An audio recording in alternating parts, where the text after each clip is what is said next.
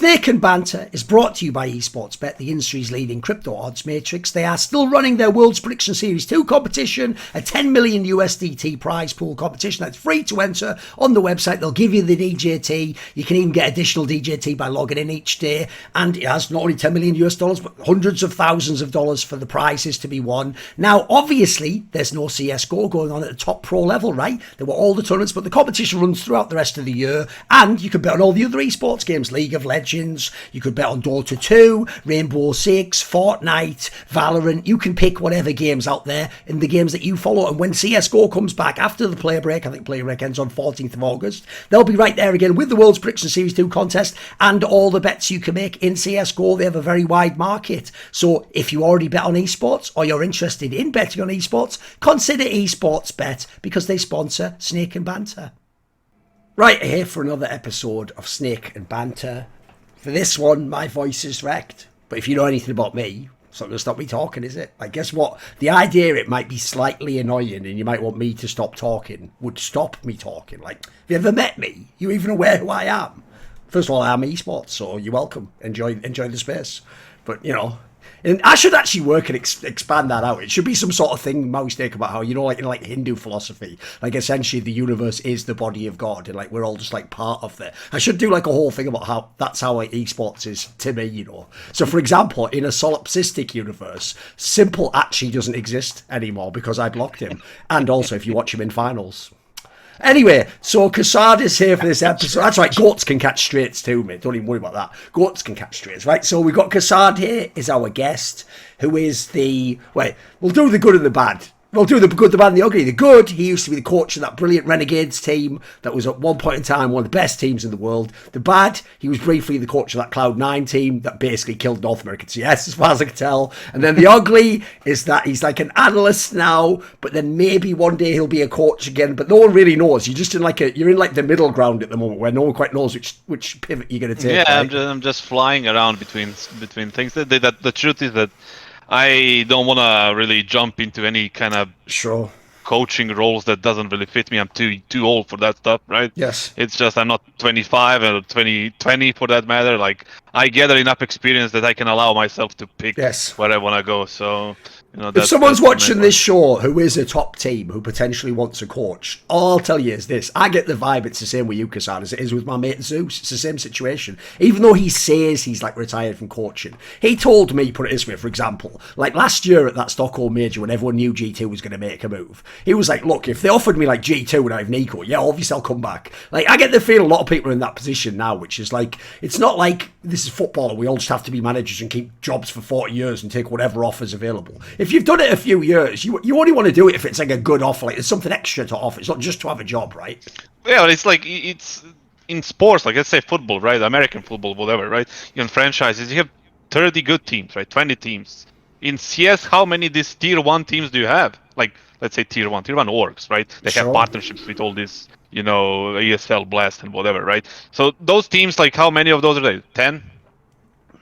12? Not many. Right? Not many that can you accept, right? So either you go to some sort of like tier 2, possibly, you know, coming out from nowhere like Gambit and trying to like hit the jackpot right there, but how many times is that going to happen, right? So, or you wait for the right opportunity and just, you know, go in, like for example G2 and Zeus, whatever, right? Absolutely. Right, so obviously people will know when we do the good, the bad, the ugly, we always start with the guest. So, kassad, what is the good that you're bringing to the show? What point do you like at the moment?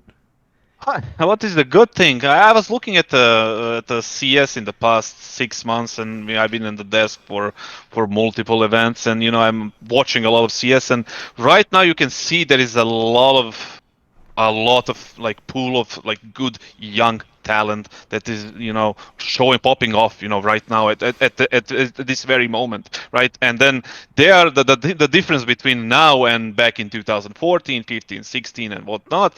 These players are learning 10 times faster than any other players back at the time. Why? Because they're maybe more motivated, but they have more tools, softwares, all these kind of things that are like there for them to learn more quickly, while the older players, older generations are kind of set in their ways. You know, you have an example of, let's say, Cold Zera, right? The guy who who was twice, the best player in the world right now, right in 2016, 17, what was it? And he failed to adapt in the following years. He just kept his own style of play. He didn't adapt so much, and now he's in this weird spot where he's not even, playing this tier 1 CS, even though he deserves it. If he adapted, like the other kids in the new generation and the new wave of players did, he would still be in a top team. That's just one example. There is many more, but right now this pool of players talent, like especially in the regions like CIS, they have so much talent, and the players who are learning so fast and so much faster than we did before. There are just so many tools now, and I think the thing is that most of the coaches that do it kind of know what they're doing, so that they can pass knowledge along really well. I just took a glance at the top 10 teams' average ages, and the youngest is Maus, and they just got in with 21. Their average age is 21.9. I don't know if I really consider Maus to be like a legit top team, even though the ranking says that right now. No. But I think that the real one is Cloud9. They're a top 10 team, and their average age is 22.5. And you have, I think what's cool about them is that you have Groove and Hobbit passing down tons of knowledge. You have so many, I mean, like you're saying, the CIS region, they have so many resources. Feels like the wealth of resources has only gotten bigger, and it's not like the old resources are disappearing by any means. So people can just keep taking in everything from the past, and now people are just training more efficiently. They're getting better so much faster, and that's why we're seeing people like Bit just hit the ground running in a way that was kind of hard to imagine before. And we are in a digital age right now. There is a lot more money, and like it's a different, like, these parents of these kids are not the same parents that I had, right? And it's like they understand what it is to be a professional esports player. They are supporting those kids, going through these practices every day, and they're sitting on the PC and everything. They are respecting their wishes there, and they're respecting their dreams. They understand that this is a legitimate thing. It's not like playing video games, just I leave that PC, go find a job or something. It's a legitimate thing, and it develops even more. So that's quite positive to see. I would definitely say, I think the area where this is so obvious to me is if you just contrast the NA scenes like Next Generation and every other part like Europe and CIS region. Because basically, it's like I've told people, if you don't follow Valorant, you won't know this, but there is loads of NA talent. They just all went to Valorant, unfortunately. All the people who like almost made it, Som, Tens, those guys, they all went, Wardell, they all went. Then there was the people who were like, maybe they would have come back to the top. They all just went there immediately. Some even went and came back, as people know. So the problem is, if we actually, the real tragedy is this, obviously going online sort of fucked up the hierarchy. You had all like people who had no LAN experience got to the top, people who had all the LAN experience, JW Kenny Airs dropped all the way to the bottom and never got to play anymore. So it's like we had this crazy turnover of all the talent, but the problem is, if you look at NA, it almost didn't happen, and then in Europe it's an amazing turnover. Like, think how crazy it is in Europe, right, kassad, that there is absolutely no top team who would have any interest in Guardian, but then you have players like that Patsy guy. Who the fuck even was this guy before, like, last year? I've never even heard of this fucking guy. But you put him on a LAN and suddenly he's fragging out. Like, the Counter-Strike isn't the game we were following before the fucking everyone went online, mate. It's a different world now. I think it's like we kept, like, at the beginning it was like, oh, these guys onliners and everything. It's just how they play, right? The CS changed from, well, at least right now, changed from team plays, team-based, kind of structure, right? That Astralis used to have, that old Escape from Luminosity had, into this individualistic meta right now, where people are just swinging, fragging, shooting, and they're all so sharp. Like we mentioned before, these kids are sharper by like 3 times than the players before, like in the generation of 2015, 14, and 16. And you combine that, and you get your Patsies and your what is the Kenzie guy from Spirit or whatever, like Sure. Opers like Dexter and Shiro and all these new guys that are coming in at 20 years old, and it's like crazy, right? So right now I feel like Europe is in a good place. But you said so many players in NA are going to Valorant. How many of them are going to come back when they don't get a spot in the franchise leagues? That's the real question. Yeah. I hope so. How many and what players? Like, are they going to be young ones, or they're going to be old ones that try to go to the Valorant, didn't work out, they didn't get the spot, or they did, but they got kicked from their team, and now they're trying to get back into CS. I just hope that NA organizations who are doing things backwards for the past forever they don't take those players back and Sure. try to do things right. But I'm segueing on the ugly topic, but you all know, right. we'll go back there. But the point is, you know, right now in NA, obviously the COVID, the online, the lack of tournaments didn't help at all. But you know, I feel like the incompetence of most organizations helped tremendously throwing that region in the bin, basically. We'll get to that. It's all Yeah, I will say, just... by the way, I actually thought a point that Monty made. Monte Cristo obviously isn't like a big CSGO guy. He only came in for the Flashpoint stuff, but he's obviously aware of the wider industry. A point he made, by the way, actually when Valorant the game was announced,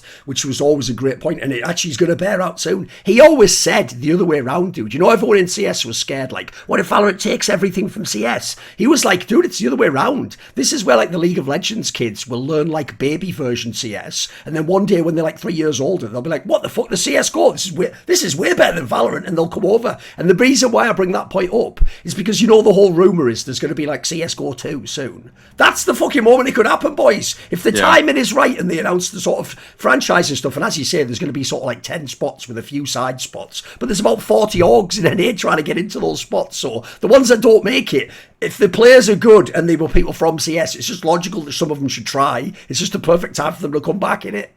And we're all on land now. We're all on land. From what I understand, there is 28 organizations that are paying salaries in NA to the Valorant teams. That's the information I got. Their circuit is mental. If you don't know, this is how their circuit runs. You don't get to a LAN until you qualify to the international tournament, right? You play an online tournament, right? Which starts for everyone as a giant fucking open qualifier, basically, where you're just playing like cheaters, randoms, like fucking journalists and stuff. You're just playing anyone. You play everyone and God and their dog. And then eventually you get to the like portion where it's online, right? There's like whatever, I'm going to say like 8 teams, 16 teams or something. And in this portion, right, bro, 2 teams get out of all of NA and go to the LAN. And so what that means, by the way, is if you're like the best, but then you finish 3rd, you never even get to play a LAN. And you might even change roster. Like, oh mate, people don't know. There's another reason. You know, they always say it, like fucking Bubsky said it years ago when he was in Astralis, when people used to give a fuck what he had to say. I remember him going like, I wish there was an LCS for CSGO. It's like, I'm in League of Legends, you idiot. It's terrible. You wouldn't want that. There'd be 10 teams, you idiot. You wouldn't be on one. What do you think about it? How would you, Bubsky, ever have made it in Europe if there was 10 European teams and you weren't in one? Like, you wouldn't get signed, and the joke is when you did get signed you got benched, you fuck. So that's the last thing you want. What you want is the opposite. You want a circuit you force you in, like you did with Mad Lions or Gambit and these squads, you know. Just contrast that with what Hooksy said on the last podcast episode, that it's actually too easy to make a major now. It's just so different. But I want to circle back to Kassad's point for 1 second about just the how there's so many resources now and how things are like not you can learn pretty fast now. Like I didn't have like the most illustrious playing career, but I made Premier with about like 3,000 hours after having not touched the game basically since Source, essentially. So like it's very doable if you just put your mind to it to just get good pretty quickly in this game now. And so for people that do want to transfer over from Valorant, like you just watch those Fallen videos, those Steel videos, and then the current content creators out there, like, you know, Alan and Haka and Launders, like a lot of those guys or whatever, they're gonna have a lot. They're all breaking down the cutting edge of the meta. Yeah, exactly. They're gonna used to what's going on. Right? Plus the softwares that you have. Even right aimbots, now. everything. Yeah, Gnosis, that's all mega valuable. Skybox. You can learn so fast. Crazy, these retake servers, this like being used like in a proper way, not just swinging around like crazy, creating. You know, that's a weird thing, right? A lot of professional players are playing these retake servers, thinking like, oh, I'm gonna practice there, but they just create so many bad habits. When an actually game is going on, he tries to swing the same way he did on the freaking retake server, and he gets bopped to the head instantly by a patsy from whatever team, right? Mm-hmm. And so. But again, there is a lot of good like software resources that you can use to improve much faster than players did in 2014, 15, 16, right? For sure. Right, okay, Maui, what was your good point? Because what's funny is, this is where our show is all about like nuance and distinction, because your point actually could be one of the bad points for someone else, but the way you phrased it is the key part. So go on, what is your good point? Well, I'm just happy that G2 are finally making changes. I thought that they were a team that really could have, like, I didn't really have excuses for G2. When I looked at that roster versus Vitality, which I think are commonly compared as teams that are underperforming right now, Vitality's, I can see why they're not doing well. It's hard switching from all their native languages to English. But for G2, everybody on that team, I guess with the exception of Monacy, was speaking English right before. So then you just have to realize that this is not working in terms of roles, in terms of the play style. And so for them to let Alexi B explore options, and when I wrote this, actually, Jax wasn't in this kind of conversation, but now Jax can explore options too. And if you're just working with the core of Monacy, Nico, and Hunter, that is such an insane trio right there that you just find a slightly more I guess a better fit role player, and whatever they do with the IGL role, I'm a little bit worried if Nico takes it, I will say. But I'm also okay. I'm glad you say that, but if they, as long as they get an IGL and they just get a better support player, then I think that this roster has everything it needs in terms of firepower to be a top 4 team, but they just never really were a top 4 team, except for that opening Katowice tournament where it just feels like they overperformed for whatever reason. The thing is, like, I would agree that the changes are necessary. They have been necessary not just now. They just 4 months ago, instantly. Yeah, like yes. even when they got Monacy, right? But the thing is, like, they need a CT anchor position, right? And they don't need a classical role player or something like that. They need a CT anchor. Jax is playing the CT anchor there, and he's terrible at it. He's not that type of player. That's not his natural instinct, and he's not supposed to be there, right? And you put a guy like that in a position like that, you cannot rely on that guy to do the job, right? That means that you need to pull additional help, additional rotations, additional utility, adjust your game on the way that you don't want to play, the opposite of what you actually want to do, just because one guy cannot keep, on the numbers or whatever performance they need to be on that position. Right now, they need to, and he's past his prime. That guy's 29 years old, right? Or 30, yeah. 29, but let's say 29, he's pretty old, right? Sure.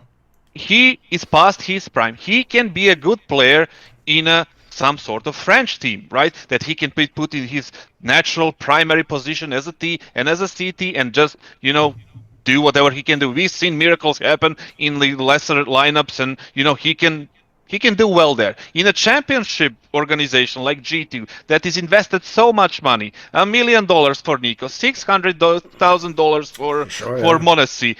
God knows, next sign Hunter, what was $400,000? That's a lot of money. You won to get another player that's gonna be filling that CT anchor position, and that's JKS. I can fucking say it. I don't care. So they're in a conversation to get JKS, right? And the thing is, like, his price was, I think, $200,000. Now that's insane, right? That is insane. Okay, JKS is a good player. He's a top 20 player in the 2019-20. We know what he can do. He won the Katowice with FaZe, not even playing his role, whatever. But he didn't play for a freaking year, right? No organization is gonna pay $200,000 for that guy, right? But then, if you have a normal management in your team, then you can do what? You can say, like, listen, we can maybe do it like this. Maybe we give you 150,000, which will give you 100K instantly, and 50,000 from our sticker money from the next 2 major, right? And they say, yeah, okay, let's make that trade. And he instantly goes to a better team instead of going to a freaking bench for 1 year and having complexity. That's another subject, Duncan, as well. The complexity that's wasting money all over the place and just, making some stupid interviews and statements and God knows what else. But the thing is, like, that's how you do it, right? And if they don't want to pay it, if I'm JKS and I'm his agent or whatever, by the way, he has a super good agent and I'm actually a lawyer who did a contract for me as well. The guy is insane. He's from Australia. But the thing is, like, if I'm him, I go and say, like, listen, instead of paying me $25,000 salary for the first 5 months, pay me $15,000 and, like, take off this $50,000. I'm gonna buy myself out. I'm gonna give the 50K. Not that I'm gonna give my own 50K over that 150 that you are that you want to pay to the other organization, and I'm gonna make a lot more money playing 2 majors from the sticker money, from the, being in a partnership with ESL Blast and playing all these events and being top 5, top 10, and all these incentives that you get in the contracts, right? And that's another subject as well. But the thing is, like, there are ways to do it. Meanwhile, they kept Jax. Jax is a great guy. Like, he's super positive. He's super always, like, he's good for the team environment. But, at some point, you need to let these people go. You have been here for 3 years, 4 years. Whatever, you did good stuff for us. You got paid very well, and now it's time to move on. Sell him, trade him, bench him, whatever you want to do. Bring another young player. Jake, yes, it's in his prime. He's 25 years old. He has at least 4 more years of active high-level playing. You sign him, you give him a 3-year deal, and then you move on. And that's how you do it. That should have been done a year ago. Meanwhile, we have G2 paying all this money and accomplishing nothing in the last 3 years. Indeed. By the way, on the whole angle, I thought actually the way you set that up was very good as well, because that's the area also CS:GO orgs and players are so short-sighted on. They act like you have to just have the money, like, here you go, sir, here is your 500,000. Like, do I have 500? Like, as you say, there are a million ways you structure the deal. Like, think how sports works. If people don't know, in the NBA, that's why they do, like, the picks in the future. If I don't have anything now, I might have something in the future I can give you, though, for value. Hey, Duncan, I didn't expect you to say short-sighted. That's very, very mild from you. I was gonna say incompetent and stupid. Okay. I don't want to steal your point later though, because there's one coming later. Yeah. The thing is, like, there is a million ways to do it. Like, sure. They're just having competent people unable to do those things, and everybody is suffering. Your org, their org, and the players are suffering. And nobody needs to suffer. It's so easy. The angle that people have missed, though, is the one you said about the agent, though. Because, again, agents, this is the way you could get your player into teams. Because that's the problem. There are way too many orgs that want the initial buyout to be too high. And the problem is the org that you want that player to go to, if they just hear that and that scares them off, there is no discussion. There is no, like, is there a way we can make it work? Like, how do we structure? They just immediately hear, like as you say, they hear 200k and they go, that is, you can play it for ages. And then there's no deal. Like, no one's even talking about this. Whereas in this scenario, both parties want this to happen. It's what everyone needs to happen. The thing is, like, it's not like they need money today, right? G2's complexities, EGs and Cloud9s and all these rich organizations, they don't need the money in their pocket today, right? Yes. It's not dependent. They're not going to be short on salaries the next month if they don't get their $200,000 tomorrow on their bank account. They're going to be there. It's going to come, right? You just need to wait for it, and everything is going to be fine, and you're going to do the good job. And, it's so easy. That's the thing. That's what I'm trying to say. It's so easy to do it, but we have so many incompetent people on these positions that it's just driving me crazy just even thinking about it. I also think that is a good pickup as well. Like, the two names for me that were obvious because they're both sat there waiting to be bought out was JKS and Valde. Like, these guys can both do this fucking job. To get them tomorrow, it's pretty much a slam dunk. Well, spoiler, they both would really want to be in this team. This would be their chance. Like I say, everyone would want these deals to happen in theory. So, to me, yeah, it's a slam dunk. All right, we'll go to mine then. Well, is there anything about the IGL role, Kassad, that you're aware of? There is, but I would keep that information because, Sure. We can tell you off the record after the episode if you want. Yeah, I'll tell you off the record. There you go. The thing is, like, for JKS, it's pretty much known, and he is in the conversation there. And I don't know if it's gonna happen. It should happen, but it's up to them. That one's like semi-known. If they can find another way to fuck it up, they'll probably do it. But, Probably will. Yeah. Right. For my good point, here's what I've picked, and I've very carefully phrased it. I didn't say what I could have said, which was just the IM Cologne final. I said what behind that is, which is I actually think the good point right now is the FaZe NAVI rivalry. That is what I'm loving right now. Because I notice a lot of fans, this is where fans get really boring because they become like sports fans. You know the way they do that thing where like 1 second before both the major final and the IM Cologne final, everyone didn't think FaZe was going to win. You're all liars. You're all liars. None of you tweeted that. None of you bet on FaZe. You all said, not I think Navi will win. You said I know Navi will win. You said FaZe is overrated. They just got lucky in those tournaments because of the war with fucking Ukraine. And then what happened was, the second FaZe won both of these finals, people just went, oh, Navi sucks and Simple's bad, and like, what the hell? It was obvious FaZe would win. And the reason I bring this up and frame it that way is because everyone isn't actually somehow loving this rivalry. Here's the good news about this scenario. Yes, the two big moments were the Major and Cologne, right?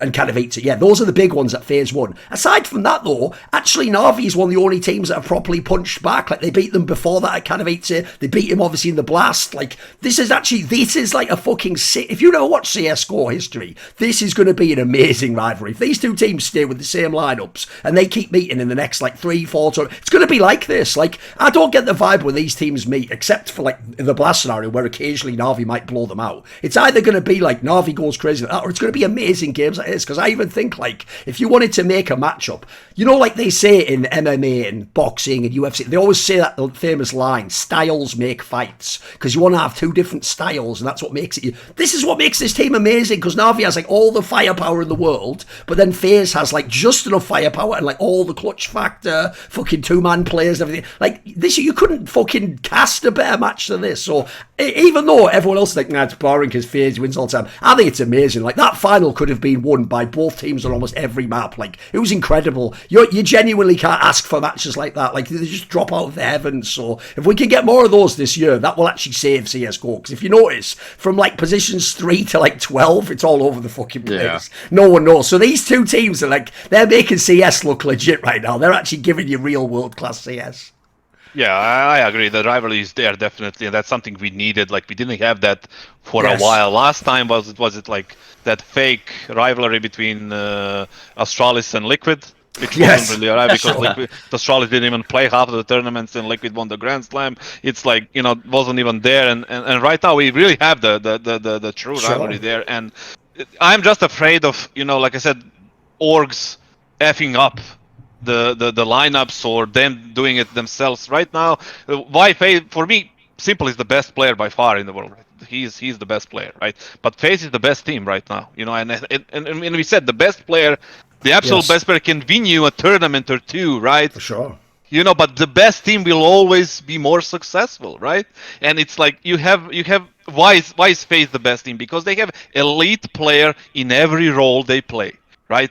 You have Kerrigan, you know, you can, you know, Hall of Famer, IGL, one of the best that we ever had in the game. You know, every team that he joined became better instantly, right? You can say all about his frags and, you know, his style and whatever, right? But every team that he joined became better. Let's remember that Maus with Frozen and Robs that won like 5 tournaments in a row, played 6 finals, whatever. Astralis and TSM and Team Question Mark, Fnatic before that. You know, every team that he was in, it was better.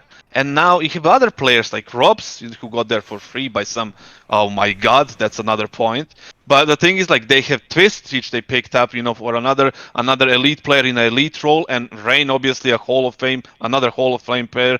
Best entry, I think, that CS:GO had from the beginning till now. I think you can say like that. And altogether, like we said, they have the elite players on every single position. They made it work. But there is a expiration date on this lineup that's coming very fast for them, right? So getting a plan, 3-year, 5-year plan coming in, because they have the core of 3 very young players, but they have 2 players with an expiration date on them. Oh, so that needs to, right? Yes. That needs to be managed if you want to keep that rivalry, if you want to keep that pace, because FaZe was in 2021 non-existent, not competitive team at all. They made 1 playoffs in Cologne, and that was their whole year. 12 months of FaZe. Sure. You know, that was that. And then 2022, they have all this success and, you know, nearly a Grand Slam, and, you know, they're playing like the best team in the world right now, and that can all turn around. But they have the core of 3 young players, and they have, you know, 2 older players that needs to be, you know, they have, like I said, expiration date, and it needs to be like, you know, the plan needs to be created in order to keep FaZe as one of the best teams and keep this rivalry going on. I want to first talk about the expiration date point, because I think Rain, it's just that Rain for me was not very impressive since 2018, but the resurgence that he's had for the last now 5 months has been really impressive. And so do you think that, well, when you say that he has an expiration date, is because he's 27 right now, so I think he still's got a year to go on this if he believes in the team. When we talked to him at the Cologne desk a little bit, he was kind of like, it almost seemed like he's renewing himself because it's like, finally we have a team that can win tournaments. So he almost kind of like was hibernating. Yeah, he's 27, like you said, but just keep in mind on those lineups from 2018 till 2021, right? Like what happened there? They had Adrian, Neo. It was really. It was messy.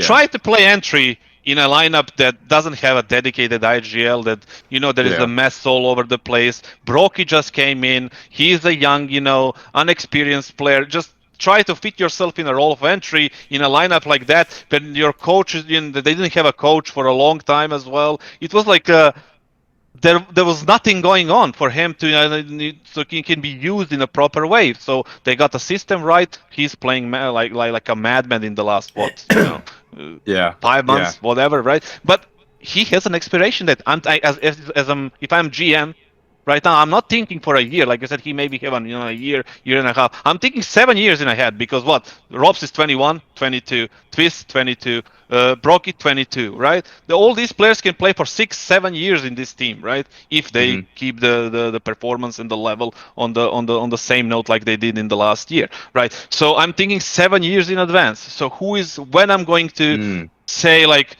maybe 14 months before his contract is expired, I'm gonna say, listen, we don't count on you in the next period. You know, we're gonna try to look for a replacement for you. You work with his agent. You know, you put him in another team. You just just upgrade your team in time, right? The same thing goes for Harrigan. He's 32 years old, right? Just get frozen. Just get frozen. Let's say Frozen is a little bit less aggressive, but you know. Yeah. Frozen may be a way to go, right? Madden is another way to go, right? He proved himself to be super aggressive. He made ENCE better. Like there's options. There's always going to be options. We spoke about at the beginning of this thing how deep the talent pool is everywhere, right? So you can find a player. So it's just a matter of creating a plan, organizing it, and just executing it to keep your organization having an era more than 12 months, you know? Right. Because at the end of the year, they can still go back to the 2021 and just do nothing again, right? Oh, of course, if you don't make the proper adjustments. Yeah, I'll bring it back to Thorin's initial point about how great this rivalry is, though, because I think that it's clear. I think two of the best series this year have been FaZe Navi. I think the Cologne Grand Finals, and then I actually thought the upper bracket Katowice group stage BO3 that they had was really good too. I think another top game was FaZe between them and Cloud9 at Dallas, actually. But even then, those, like, two of the best series of the year for me was this rivalry. The blowout at Blast felt, I don't know, that felt like, I don't know, FaZe just didn't care or something weird. That was odd. That was really strange to me. But if they can just keep meeting in grand finals for maybe the next couple events or for the rest of the year at Rio, let's say, I'm not complaining at all, because the Counter-Strike level is so high, and you just know what you're going to get when it's a big stage between these two teams. Like, it is going to be the best Counter-Strike in terms of actually tactics and individuals playing. I don't think there's ever been a higher point in CSGO history. This is insane levels of CS, and the calling is excellent. The clutch factor is crazy. The individual pop-offs are there. Everything that needs to be happening to make these games incredibly entertaining is happening. And it's not just because, like, it's bad CS. It's not because people are popping off because people are not trading. It's because these players are so good. They're pushing the game. Do you see why I get tilted, dude? That, like, the fans of the losing team are like, "Oh, this fucking sucks. Like, these are the best games ever, you moron." Your problem is your team just didn't win, like, the last round. Like, if Navi had won those games, you'd be called the best final ever. Like, these are fucking sick games. Man. Like, even when people were telling you, like, "Oh, Navi's throwing on ENCE," like, look at what they have to do to fucking come back. Like, you have to win 1 billion CT rounds in a row. What are you talking about? And they did it, yeah. But the thing is, like, the way I look at it, like, CS is a good, like, dish, right? Is a perfect dish, but we needed a little bit more spice, right, to make it even better. Yeah, to make it more, like, you know, eatable. Sure, and the rivalry between these two teams is just the spice that we needed in this event, right? Yes. And it's just, the dish is great. Everybody is eating it right now. How many viewers you saw? The numbers, like, in the finals, it's freaking crazy, right? And obviously, there is a question of Navi, right? Like, what's going to happen with them? Is Electronic going to keep IGLing? Who are they going to bring as a fifth? Blade needs to do amazing work there. Like, he has been, like, one of the best scouts for young talents that I know. For sure. Especially for the CS region. He needs to do perfect job in replacing, the player. I don't know if they're gonna keep SDY or not. Yeah, I'm not or sure either. Nobody knows, right? It's just when it comes to CS lineups, it's always crazy. But he needs to make a right move together with Jorg, and see what they actually need, and to keep this, being the best or the second best team in the world. At this point, with what he did with picking Bit and Perfecto, I'd rather he just pick a youngster as opposed to keeping SDY, if I'm being completely honest. Because SDY, despite having a couple nice moments, like Simple even said in the post-game interview, something along the lines of SDY didn't remember some grenades or something. And, it's tough in these kinds of situations for him to remember everything that's been laid out for him for Navi in these moments. But he's also the oldest player on this entire team, by the way. He's 25. Everybody else, even Simple is 24. Electronic, I think, is 23, and then you just have younger guys than that. So it's kind of like, why would you get STY when you could look at someone like, I would say probably Headtrick is a guy that was on the Navi Academy team, and he's pretty strong. He's a really strong player there too. And if there's a reason that Navi keeps picking these people for their academy teams, in my eyes, it's a good thing. It's a good thing that the player break is hitting right now. Yeah. So he's gonna sit down, Navi or whatever system they have in there. They're gonna sit down and see what's the best thing that we can do for Navi to remain the number 1 or number 2 for the next couple of years or whatever, right?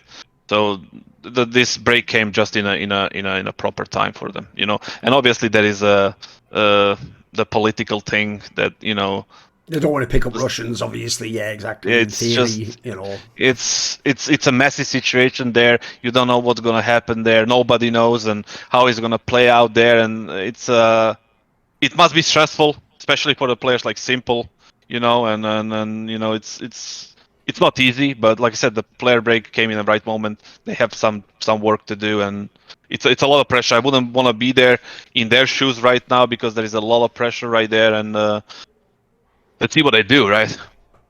I will say, though, by the way, I do appreciate... This is why, by the way, if you're a pro player, I've tried to be kind to them in my own way, kassad. I've tried to explain to pro players, look, we can all banter, but if you ever actually come at me, understand...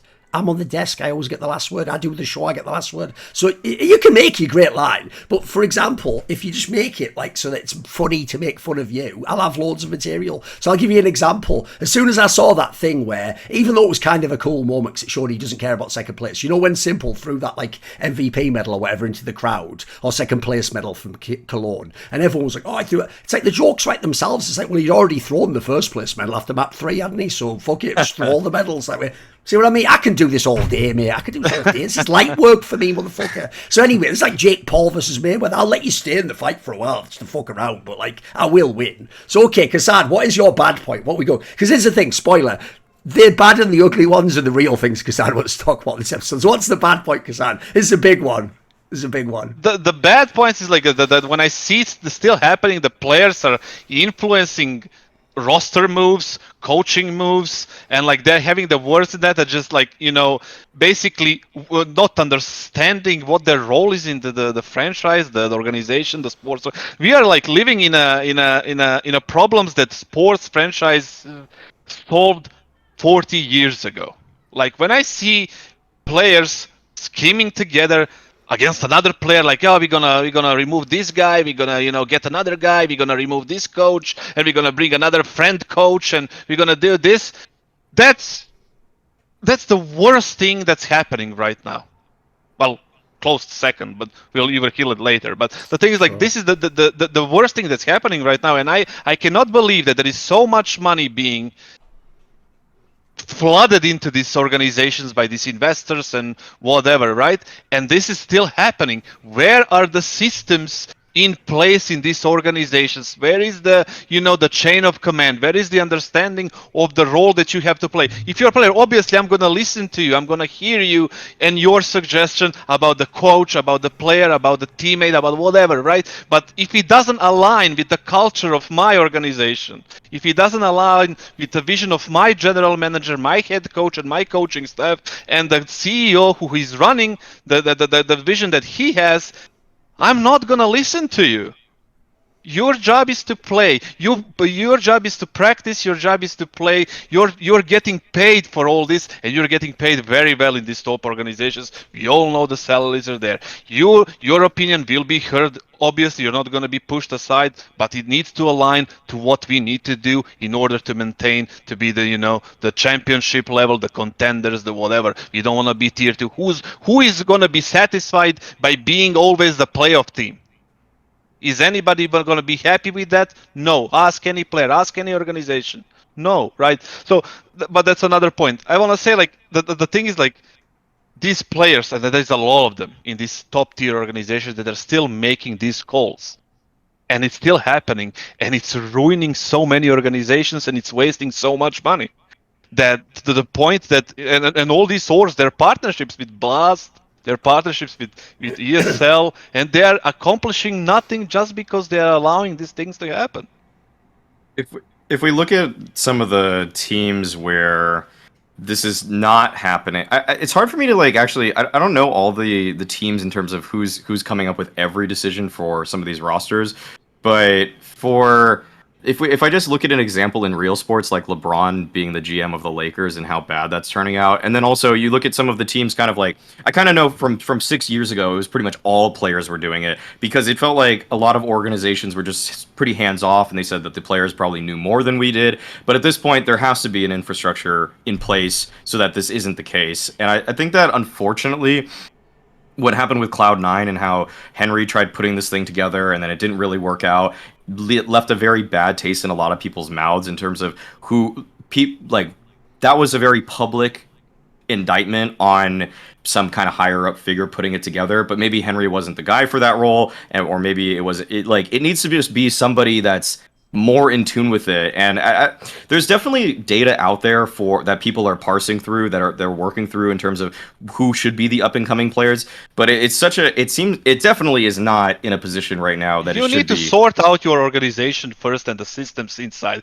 Interdepartmental communication and like the hierarchy of the things inside the organization needs to be in place first. Right. I'll give you an example, Duncan. Maybe you will know the reference. Maui, I don't know about you, how much you follow basketball, but let's go back. You watch The Last Dance, 1987, when Jerry Krause and that Reinsdorf guy comes to Michael Jordan and says, like, listen, Michael, we're gonna make a big change. We're gonna remove Doug Collins, and we're gonna get Phil Jackson, right? Mm-hmm. And then the initial thought from Michael Jordan was like, yeah, I didn't like this, because the Phil Jackson is taking out, ball out of my hands, and Doug Collins was putting ball in my hands, right? And what did he do? Like, did he say, like, I don't want to play? Listen, I want this coach, I want that coach. That's Michael freaking Jordan, the best player of all time, the superstar of all superstars in sports, right? And he accepted the decision. They had that guy, what's his name, who invented the triangular offense with Phil Jackson and Tex Winter. Yeah, Tex Winter, yeah. And he invented that, and he accepted that, right? So what happened after that? They had the system, they had the proper GM. Jerry Krause, obviously not known for his, social skills, but for his trading skills and his, job that he was doing. He was the best there is, right? The thing is, like, what happened after that? When they had things in order, they made the proper trades, they had the proper systems. What happened with the Bulls? They won 6 titles. What happened before that? When they had Doug Collins and who was the guy before him? I can't remember. They didn't get into the playoffs. They didn't do anything, right? Yeah. And with Doug Collins, they made the playoffs. They made the finals of the Eastern Conference, I believe. And then Michael Jordan said, yeah, why are you removing a guy who got us into the finals 2 years in a row or something like that, right? Yep. And then I was like, listen, this is the organization, this is the direction that the organization wants to go in. We believe that Phil Jackson is the best possible solution for us right now, for the vision that we have. We're going to bring you Scottie Pippen and Bill Cartwright and all these players that were back then in Bulls. And then we're just going to go with it. They lost to Pistons twice in a row, but the system worked. The process worked. They became one of the most successful franchises in the 90s in basketball, right? Yes. But So You know, I think it's- one example of just like this happening more recently in CS was that whole like phase like revolving door of just like Adren coming in, Neo coming in, people like basically what was it, Nico and the rest of the phase guys were just vetting people that they saw in the past, like Coldzera, and then everybody was just like, oh, these guys were good when we played against them, so let's just try to get them, and it just never worked until basically Kerrigan came back into the lineup, and I think Kerrigan has a more like higher up perspective for all of this, so he can like has a more top down view, so he probably is someone worth consulting. But basically I do agree with the point that basically there's not many people that you can trust in this space in terms of who should be picking out players, because every player is like, oh, this guy owned me one time, and they don't look at the the wealth of data beyond that, their one-on-one matchup that they had with them. don't look the personalities, they don't look the roles, they don't look like how old is this guy, how can he perform, when is his peak. Like there is so many aspects of like bringing in a player into the system, other than this. I'm gonna just message him on Steam, on Twitter, to see if he wants to join, and then I'm gonna go to my CEO, hey, listen, let's kick this guy, and maybe you pay 200k and get this one, and then 6 months later that doesn't work out, obviously, because you pick the completely wrong person for the wrong role, and then here we go again. We pick another player and then play the lottery until we fucking hit the jackpot. And how many people do you know that hit the jackpot on lottery? Does anybody know anyone? Fuck Who all. knows Yeah, anyone? exactly. Yeah. Zero, right? So it's Yes. it's a matter of organization. I don't blame the players. They are just being kids. No. Here's the problem. In all these scenarios, it's like when a player joins a team. So I'll give you an example. S attack to Cloud9 is the best example ever. When everyone flamed that move, the one person you cannot flame is S attack. Like, that's the best contract he was ever offered. For his own personal career, he should say yes to that contract, of course. Like, it's the org you should flame. Like, you can't flame S attack. He's doing the best he can for his career. And that's actually what I would say generally about this topic. It's not that if you're a pro player, where like you're an idiot, you don't know CS, and you can't ever have a say. No, as kassad says, there's a natural order of things. Like, for example, these are like straw men where people are acting like the only options are, like, obviously as an example, but like either Nico picks the team or only like G2. It's like, you'd always ask Nico, is he fucking star player you paid $1 million for? Like, you're going to at least find out what he thinks and what he thinks is missing in the team, or if he knows someone who would join. But the point is, you're not just going to let him make the choice. You're going to make the choice. And this is the reason why I think this is fucked up. Because I know for players, they think actually the other way around. They think, right, this is the tough, we're in a catch-22 scenario here, guys, like this, which is the people who currently would take that power from the player and make that choice, they aren't qualified, which is kind of what we're alluding to. Like, for example, if people don't know, the number one problem I had in the Flashpoint period wasn't that there weren't good players that could sign. It's that when I would go to these orgs, I would even be like asking these American orgs, like, so who does make the decisions? And whenever I would go to their GM it would be like a guy I've never heard from in esports, and I've been behind the scenes for 20 years. Like, some of these people weren't even from CS. So look, if you tell Stewie or Nico or Fallen, yeah, that's the guy who's making the call, well, now they're going to think you're the idiot. Like, what the fuck are you doing? But the problem is, in the future, if that guy is kassad or it's someone else who's got experience, eventually that's going to make more sense. For precisely the example he gives, by the way, that essentially, because you're looking on a longer term picture and you're looking at different things, like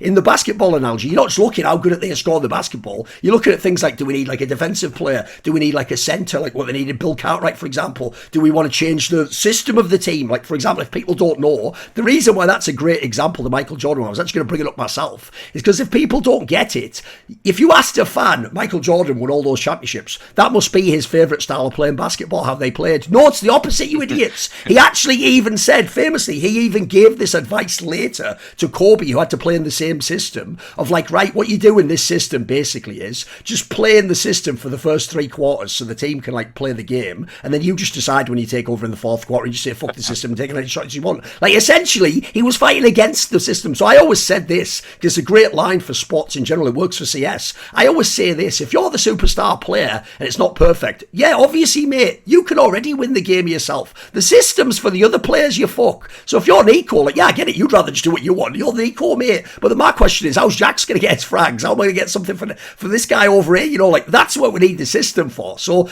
if you don't know, there's a million stories like that, by the way, where people who were the best player, like Michael Jordan, Kobe, if you ever go and look season to season, like the people they were asking their GMs for, dude, it's embarrassing. Like some of these names you wouldn't even know now. There are players that Michael Jordan asked for that like 2 years later no one knew him. You know, like the guys who have like a fluke that hit one All-Star game. They would be asking for these guys, and they wouldn't just ask Mauisnake like, oh, I'd suggest you know miss it. They'd be like, if you don't get me this guy, like we can't win. Like they were like little kids. And the problem is that in this scenario, again, it's not like they're an idiot. It's just that they're thinking too short term. In fact, players, by the way, even on a sports level, are a bit like CS:GO players. When they lose the big championship, it's the end of the world. Like, nah, this team can never win. Like, fuck it. Or they go the other way, which is worse. The other one's worse, like you said. You make like the Eastern Conference Finals, and you go, well, we don't need to change then. It's like that might actually be exactly why you need to change. Maybe that's where you're stuck. But because you know that example, I'll tie it into our earliest point. It was actually your good point, Mauisnake, about G2 making changes. Even though people did go more on the vitality side on this one,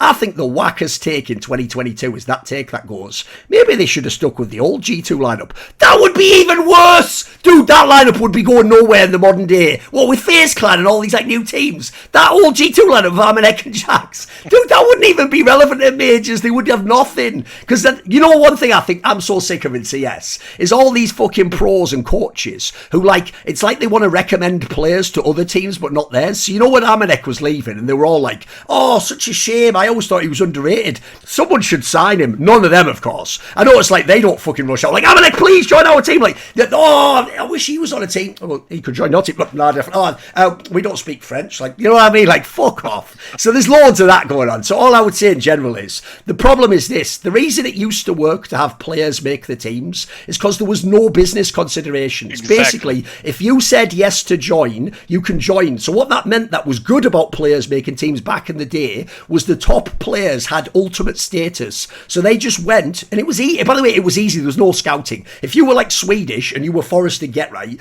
or Card or whatever, you just go to the next best Swedish player who's tearing it up. And there's no deal. You just go, do you want to be in our team? Right, problem solved, you're in. Right, look, boys, you weren't scouting there. That's the most slam dunk obvious person to sign ever. Now there's nuance though. Now there's contracts. Now we can't just ask everyone. So at the moment, in my opinion, when you add in business deals and hundreds of thousands of dollars and negotiate and having a plan, do we get them after the major? Do we get them before? Do we do that? The player can't have a say in that, mate. You can have an opinion, but you can't make the decision. Because the last thing I'll say is this. The area where it's killing me when these players make these deals is also like sports. They're not here for 10 years. Some of these guys are going to play in your org for 2 years. So some of these guys will rock up halfway through their contract. Stewie 2K has done this in about 3 orgs now. Rock up, change half the team, cut out like good players. By the way, here's the joke if you're Team Liquid is how badly you've organised your team. If you were Team Liquid and I didn't know the history, I'd go, you should be really trying to sign that Twists guy. He could be really good. You let him fucking go because it's you 2K, you moron. Like the joke is, he is now, because you cut him, better than anyone who would join your org. That shows you have let someone fuck your team up. So in this scenario, like, I hate it in general, where, like, I call them, like, the CSGO royalty, kassad. It's the people who, like, they just get to do whatever they want. They just walk through the world like Thanos with a fucking infinity gauntlet, just, like, changing reality. Like, he is gone, he's not in this team anymore now. This guy's here. It's fucking mental. I can't handle it. It's so bizarre that these organizations are not following the recipes of successful sports teams. Like, look at, for example, Real Madrid right now. Luka Modric, you know the player, right? Everybody knows him. He was the heart and soul of Real Madrid in the past 10 years, right? Without him, they wouldn't win half the stuff they want, right? For sure. Even more. And now he's 36 years old. He's 37, right? After they won the Champions League this year, they didn't come up and say, like, "Oh, hey, Luka, hell, have another 5-year contract, 300 million euros, let's go." They gave him a 1-year contract. And that's it. Ruthless. Yeah, they're gonna, they give him the papers after. Thank you for being a big part of our organization. We won with you. You've made a lot of money. You are a Hall of Fame. You won the best player of the world 1 year in the competition of Messi and Ronaldo. But goodbye. We are looking towards a new plan. For the next 10 years, we need the next Luka Modric, and that's how you keep it going, keep your team on the highest level. Not keep the same player for 350,000 seasons and paying him $17 million and then wonder why you lose money. Yeah, by the way, even though this might sound like a joke, I almost mean it when you think how bad some of these teams are. If you're one of those teams, like when Astralis gave Spinx that enormous contract, when he's obviously not that good now, and you basically paid him for the years he was good, but now, in the future. Instead, here's my joke. Just get a different player in the spot and just give Spinx 100k. Just give him the money. Just give him a sack of money and go, there's your sack of money. Great job. Get the fuck out now, though, because he can't be in the team for 5 years. Like, yes, I was reading the interviews, like the headline of the interview of Astralis' coach is, there is not going to be any changes. And I'm thinking, are you blind? No. Are you blind? Like, do you I love see it. the role clash? Can you see it? Right? Spinx is 26 years old. He's not that, he's not old. He has still time, right? But his job in that team is non-existent, right? He doesn't have a position in that team anymore, right? I'm looking to trade him to another team, right? Sell him, fire him, give him 100k, like you said, just get rid of him. Whatever.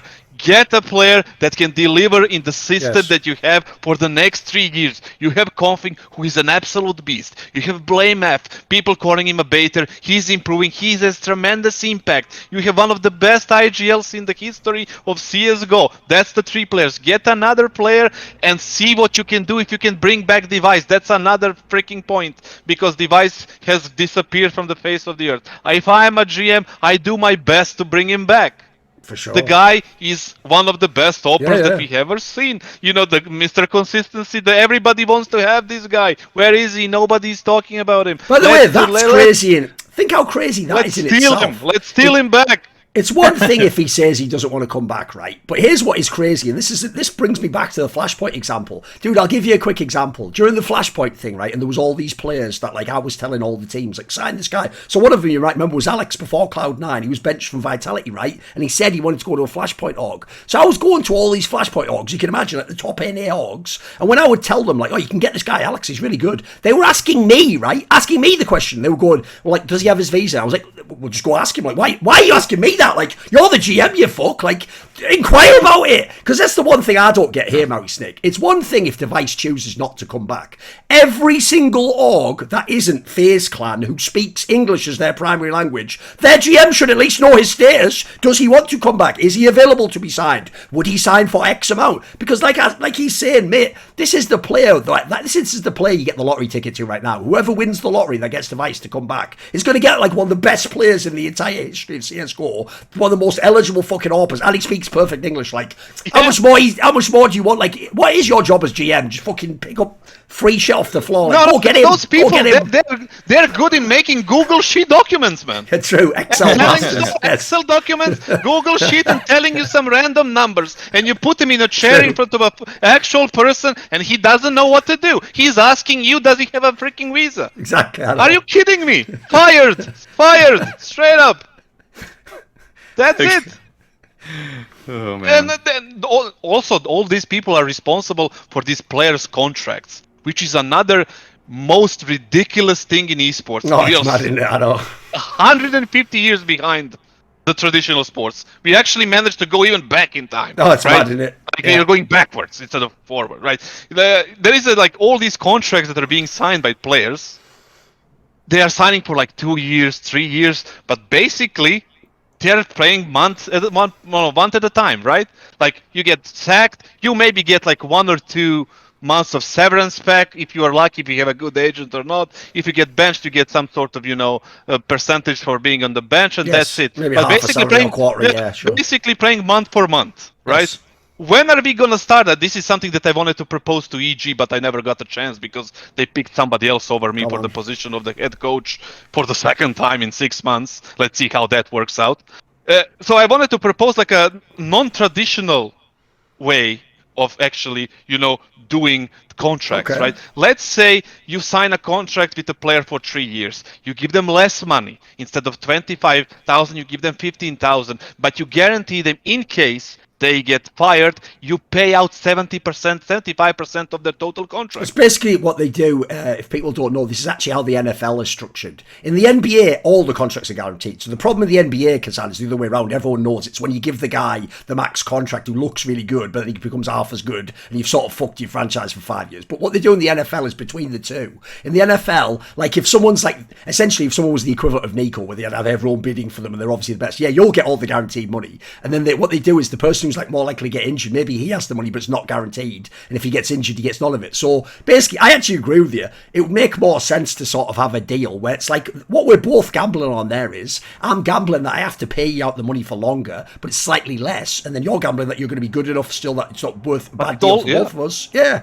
It all ties together. If you get a good GM, good people deciding on these contracts and negotiating, you pick the right player. It's easier on your books. It's easier on your budget. You get the financial security for the player. And then if you have a 36 months of contract, right, at like 18 months mark, you say like, okay, this is the player that I want to keep building my team around. Is this the player that's important for my team? If it's not, you still have 18 months, right? And then you go to his agent and you say like, listen, we are not planning to keep this guy. You can go and explore in the next player break, explore your options, see where we can sell him, see who wants to go. If you're a GM, you go to your fucking organizations and ask, like, listen, we are not planning to keep it. Make it public. Doesn't matter, right? Those things are always get public somehow. And it's like, you sell him for another, like, he doesn't really fit in our system, we want to sell him in the next player break, and then you get rid of him. Obviously, you don't pay the 75% in case you sell the player,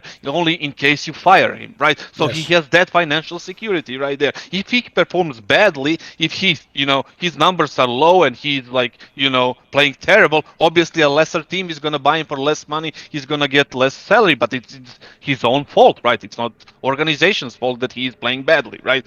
It's the way it is. On the other hand, the 80% of the salary to the contract needs to go from the actual contract, and 20% needs to go from the players, like being professional, attitude, work ethics, all that stuff, so we can avoid the Stewie Malek situations, right? Where I can see, like, where if my player is refusing, I don't know what it's true or what is. I'm just giving an example, right? It's just a pure example. Like, if he's not calling a timeout when I'm calling a timeout, if he's like, not listening to me when I'm explaining the strat or the default or whatever it is that I'm doing, if he's like doing something else and he's late on practice, the first reaction for me is like, I'm gonna sit you down and tell you, listen, this is not going to work like this.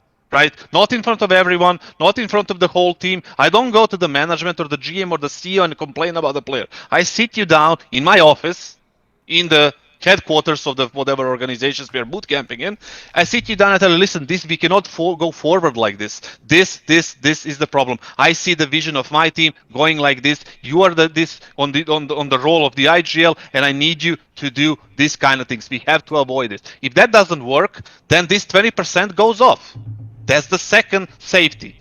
If that doesn't work, I go straight to the upper management, the chain of command, whatever, and say, listen, this type of player is not, in the vision of what we want to do. I want to put him on the bench. I want to trade him. I want to offer him to another, and I want to go to the next player that's gonna, fit my criteria and do whatever I need to do to make my team better.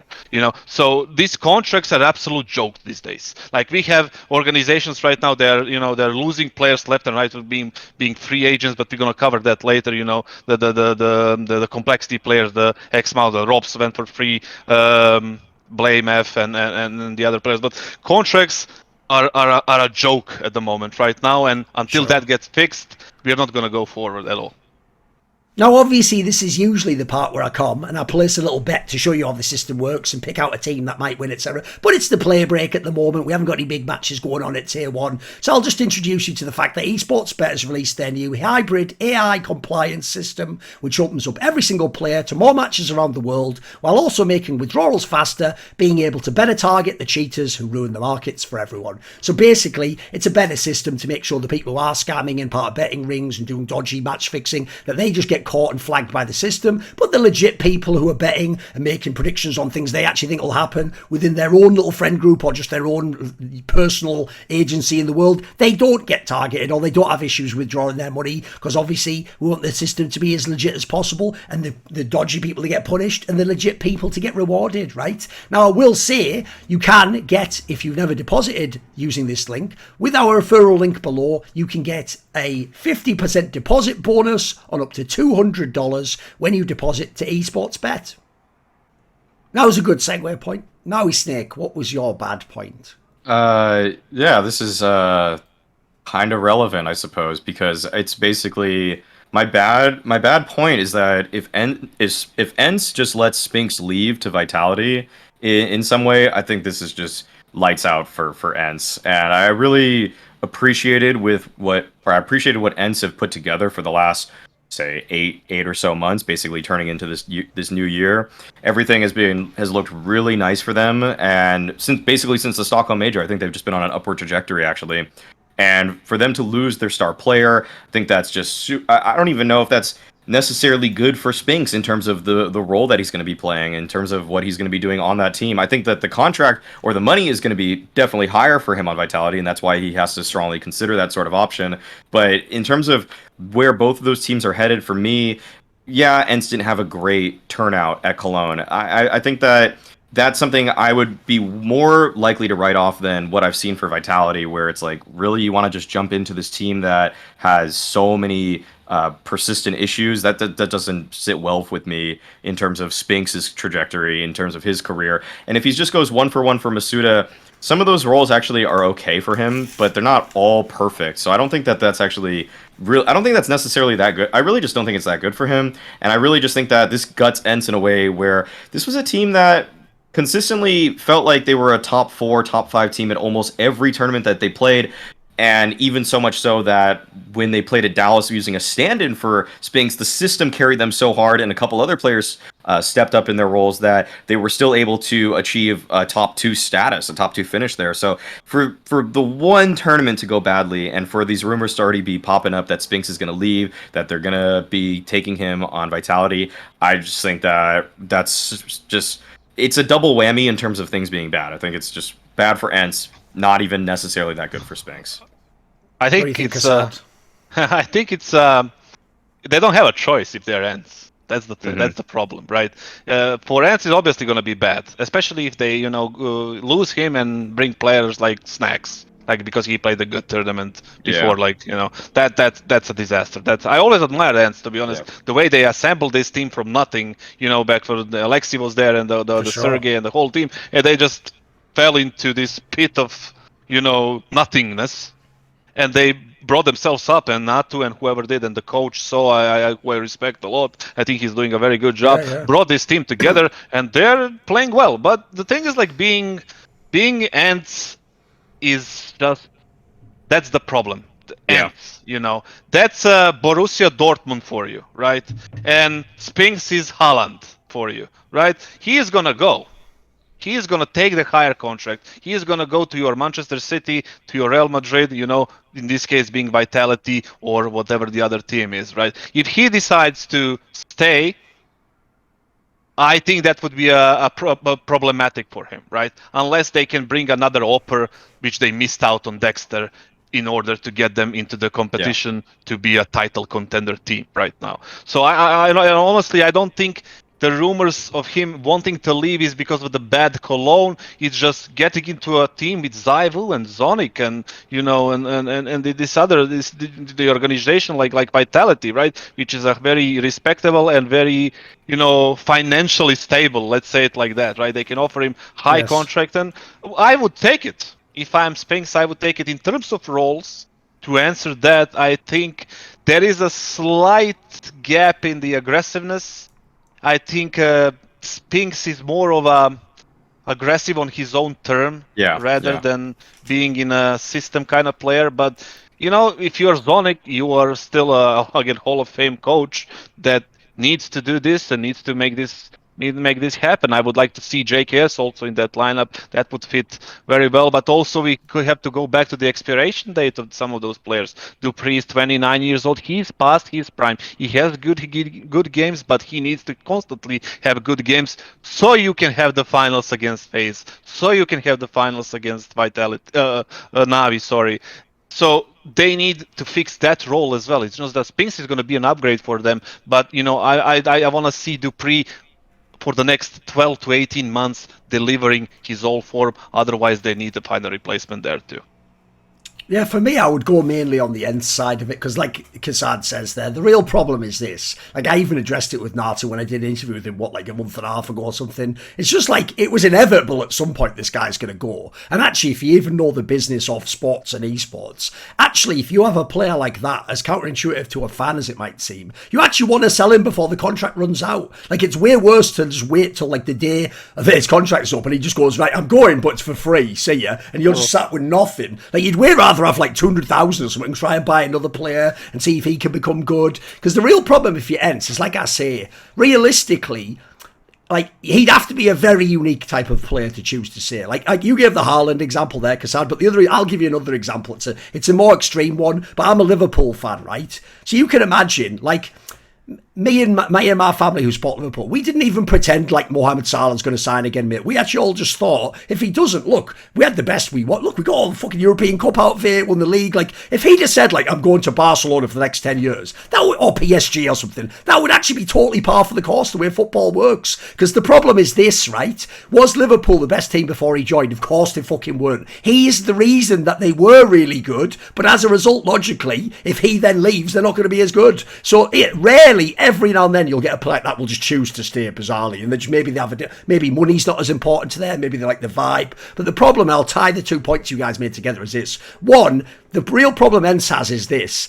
Yeah, they had a good team. Like, yeah, the Dallas run looks good. But Spinx was the main reason why they were so good, because he's such a mega player. And if you lose him, there isn't another player you can replace him with right now. Like, the actual funny thing is, as Kassad says, if you actually look at their team now, they really should have been the team that went crazy to get Dexter. If they had Dexter and Spinx, mate, now we'd be cooking with gas with that lineup. Imagine that squad. So I look at their team, and it's like, sadly, this was always going to happen. I figure they could probably still be good, but I don't believe that, like, there's a player that's going to replace him and they're going to be better. Like, sadly, it's just the nature of being a smaller team in esports. And on the side of why he goes to the team, it's like I gave on the example back there. The reason you can't totally blame the football player who goes to the biggest club is because the other thing they're all thinking is this. They're not thinking how you are, Maui, as an analyst. Like, but look at all the problems they've had, and like maybe the coach doesn't even work, and it's never. Because here's the problem with players as well. Yeah. Players never think they're the one that'll film it. It'll never be me. Like, when I join Vitality, that's going to be Zero's going to be the best in the world. Now I've got the best in the world open instead of Hades. And you know what? Zonic, he's going to love coaching me. So he's going to be back on his prime. And all those great Astralis players, I've always wanted to play with them. And I get paid loads of money and I'm famous in Vitality. Like, essentially to Spinx, he doesn't think there is a downside, mate. To him, this is his dream deal. Like, I'm signing. I bet he'll even do it. He should even do what Haaland did, Kassad, do that fucking bullshit thing they all do in football, where you go, it was always my dream to play for Vitality. You know when they do that? Because the really famous thing, Maui, in English football, just to lay it on for like dumbass fans, they always lie if they're a foreigner and claim that like that English club they're joining was like their boyhood club, even though there's no way like a fucking Danish player was like Manchester City in like the 1980s or something. But yeah, the joke is like players always just see they only see the grass is greener when it's joining the big org, you know, because they think it's their time to be the top player now, you know. Unless you have the foreign investment coming in for like $500 million or anything like that, right? That you can be a PSG or Manchester City, right? And has to settle with the fact that they're going to be your Tottenham, right? They're going to be Borussia Dortmund, your Olympique Marseille, right? They're going to be sending their players. We mentioned Luka Modric. He was a Tottenham player before he went to Real Madrid. Not many people remembers that, but you have to accept that fact, and it's going to be very difficult for them to find another replacement. that's gonna be so impactful like Spinx was. But like you said, there is no downside for Spinx, right? See, what we need, obviously, kassad in esports, if I'm putting 2 and 2 together, is we just need that mega shady, like, Croatian, like agent guy who's the one who sells all those players. Because if you don't know, there's that, if you think esports is bad, there's a guy, famously, Modric is one of the players. There's this guy in their region, Mauisnake, that's so powerful as an agent. He basically just, like, decides where you go, and then he gets, like, loads of the money himself every time you go to the team. He's now stuck in Bosnia, and he cannot leave the country because they want to put him in prison. I've no doubt he's like a criminal, obviously. He's living in the hotel. He is living in a freaking hotel for like a couple of years now. He can't escape anywhere. He's just sitting there having his millions and just enjoying life as much as he can, you know. It's classic. Yes. Right, okay, well, let's move on. Here was my bad point, because I think this is one where you have to sort of be, here's everyone on the show, to be fair, so you guys will get my point, but fans won't. So this is going to sound salty, right? Because my bad point is that Team Liquid didn't beat Movistar Riders. So if you're a fan, right, you're like, what the hell, why are you hating on Movistar? Like, I'll tell you why I'm hating on them. Because the semi-final was shit.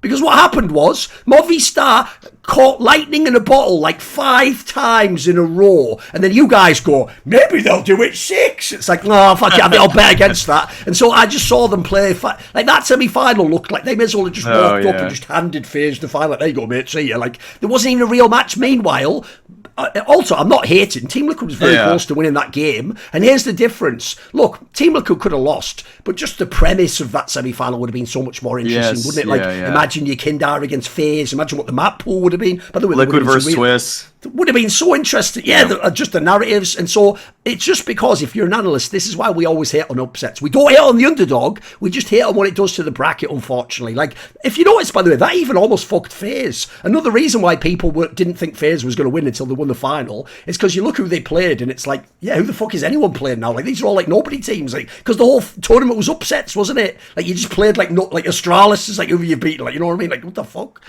So I think like TL would have just made it a better semi, mate. It would have been a way better semi. Come on. Yeah, well, everybody loves a Cinderella story, right? Everybody likes the underdog. Everybody likes the amazing runs and everything. Sure. But it's just when you look at Liquid, they are in a shambles. Their team, like ever since they brought Shocks, and I don't even know what that was, but you know, and just it feels like they're just blindly walking through the minefield, you know, without having any idea where they're gonna go, where they're gonna end up, are gonna step on a mine and explode. But the thing is, like, what I did like is the fact that they brought in new coach, Daps, right? He was an original IGL NA. He understands NA, and he deserves a chance, right? Yeah, agreed. Yeah, give him a chance. Let's see what he can do. But it also ties up to the organization and how they run their thing, how they run their project, how much of the responsibility and saying he's gonna have, rather than, for example, a Liege or somebody else, right? That who is gonna decide who's gonna be staying or leaving, and what kind of gameplay are they going to be running into the next season, and what's going to happen after that, right? So there is a lot to be done there. I don't envy their spot right now. They are a respectable organization that goes for the titles. That's what they're hope for every time they play a tournament, and they have a lot of work to do. But yeah, like you said, I mean, Movistar Riders, they played all right throughout they caught a lightning in the bottle 5 times in a row. Yeah, sure, but they showed some players that had potential, like Sam Pius. I've been talking about this guy since Pro League Maui. Probably you even remember that part, right? So that guy is legit. Everything. Yeah. That guy is legit. That guy is not bad at all. I wouldn't be surprised if somebody, let's say, maybe ENCE for that matter, maybe they go for him. I don't know. That would be a bad pickup, yeah. If he wants to go to a non-Spanish team, yeah. Well, I want to, be a team that's partnered to DSL, that's a higher chance of making the major and playing these all events. And why don't I go to ENCE? They certainly can pay more than Movistar Riders, right? So there is something that can be taken out from this event in terms of individual players for that team. The funny thing, by the way, I even think, because I actually think people overrated the Sun Pius guy, just because, it was just because his scores, oh my god, he's 21-3 on CT side or something. It's like, they were all just, he just hits the normal shots, but that's actually why I even think he's mega eligible, kassad. Because the joke is, when I say he's like a Spanish device, that isn't an insult, you idiot. Every fucking IGL would want that player. If I could just set someone up who just holds an angle and hits that shot 7 out of 10 times, that's a fucking great player to have. Well, I'll take those odds every time, Yeah, exactly. I'll take those odds every time. And I'll take those players. those players, because not everyone is freaking simple. No, not everyone is Zaivu. And I even Vice. think, by the way, Simple come in on. some way. In some way, people like Simple. You know how people always say Steph Curry ruined the NBA because everyone just shoot 3-pointers. Simple ruined doping because he made every fucker just try and flick constantly. That only works if you're simple. Like, the joke is this. I always say to me, I don't even really view Brokey as like a traditional AWPer, because Brokey's at his best like mid-range, because all he does is flick really fast. If Brokey holds like long on Dust 2, he's not going to hit those shots. That's not his style. He's not the super slow. Like, that type of AWPer is almost obsolete in CS. So when they come along like Device Support, they're really useful, because tactically they'll always fit in your team. That's not the guy you just let go and do what he wants. You put him where you want him, he gets that kill. In your system, if he hits those shots, that's what you need. Like, Yes. from that player. I don't need him to drop 37 frags every map. Exactly. If I'm relying on that to happen on every map, I shouldn't be a coach, we shouldn't be a team, and we shouldn't be expecting us to win any tournaments. If I'm expecting my op to deliver 30 bombs every freaking game. No, you need to hit your shots that they're set up for you. The people that are going to into your crosser, you need to hit those shots. Let's say 7 out of 10 times. And I'm happy. You did your job well. Yeah. Rest of the people will do their job. Entries, flashes, utility, spacing, everything in terms of like in-game stuff. If it goes correctly, you have a winning team right there. Yeah, I mean, the thing with Sun Pius is that actually his drop off to T side is really bad. I was talking about it before they started playing the FaZe series. I was like, I mean, they were happy about that ancient pick against FaZe because they just did so well against Liquid, but Sun Pius on T side is like their second worst player. He was, okay, just looking at some of the numbers, 0.69 KD on T side for this event. But on CT side, 2.15 kill death. Like, it's insane, his drop off to T side. That being said, the thing about that really hurt me from Movistar and like why it's tough to see this team going further is that when I tried so many times to ask them, what is happening now that's working for you guys? What is clicking now that wasn't in these events prior to this, when you're coming last place Dallas, last place in like a Blast Showdown, and now you're winning Challenger, now you're top 4 at this event, and they never knew. They never they never for 1 second even could like pinpoint what's going differently. They're just like, oh, we're just like feeling it now, it's all coming together. It's like, so you, And like, whose fault is that? yeah, so I mean, I asked everybody. I asked Davy whose G. fault I is asked that? Mopaz. I asked Alex. I think I even asked Blade. I like asked everybody. I was like, "What is going on? Like, why are you good now all of a sudden, guys?" And I think they just ramped up really hard for Valencia. I think they tried really hard for that event, knowing it's going to be like a Spanish event. They put in probably a ton of hours, and then they just kept riding that. I think that they look like a really legit team, especially like 3v3s, 2v4s. Like, they just were winning those like crazy. Like, I was so shocked at how many rounds they brought back, but like some of the ways that they brought things back just was like, yeah, you guys are playing really good individually, and there's glimpses of good teamwork here and there. But like, I just, after the player break, it will not shock me at all if Movistar just kind of has this sort of drop off like Spirit had at the major. What's the end game there? You know, they keep the Spanish team. How many players can they, bring up in case they need to replace someone? What's their limit for this team? Is this the semifinals in Cologne and maybe making the major and that's it? Because I don't see much past that, right? Simply because the Spanish scene is not that big, right? They have basically only that team and that's it, right? So I don't know. It's just, for me, it was a Cinderella run. It was a fairy tale story on these couple of events, and that's it. That's why the craziest thing to me, dude, is the actual last map against Liquid was the ultimate moment of the Cinderella story. Yeah. Here's why. The angle no one points out about that match is that fucking Death Sky, the IGL, had like 30 kills or something on fucking Vertigo against Liquid. Some of the best aimers in it. That's never going to happen again. You can fucking... That's like when Zeus 30 bombed against Astralis at that Cologne, like in 2018. Like, mark it on the calendar. It's like, that's like Halley's Comet passing by, mate. Like, your children might see that once in a lifetime. Like, that ain't happening again. When I saw that result, I was like, this is so unlegit. It's ridiculous. Like, I'm not even hating on him. He's just not a star player, is he? Like, it's not hating. No, he's not even... That's not even what like we need to understand. Like, there is no, like, not everybody can be a freaking star player. There is an NBA reference, another one, maybe a little younger than, not the Jordan era, but take the Miami Heat with the big three, right? They had Mario Chalmers, Mike Miller, that Udonis Haslem guy with 47 years old. They all did their jobs, right? Mario Chalmers were doing like, you know, he was a point guard, like being in a starting five, right?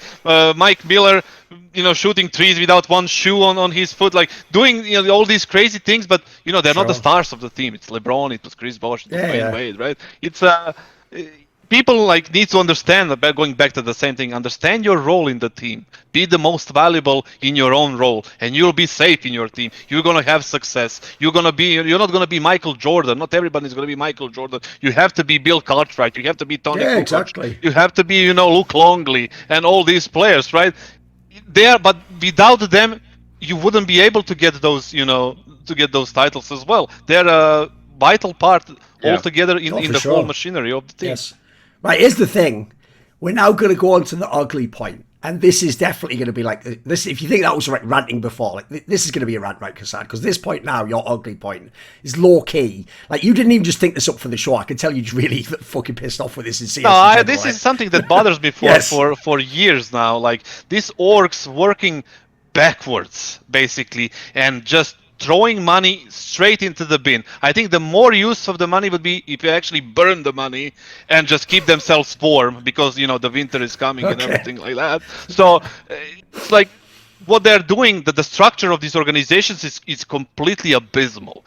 Take a look at the example of complexity. Right now, this lineup of complexity is twice as worse as the one in Berlin Major when Jason Lake came out with a juggernaut. Right, yes, like, sure. That lineup is twice as better than this one.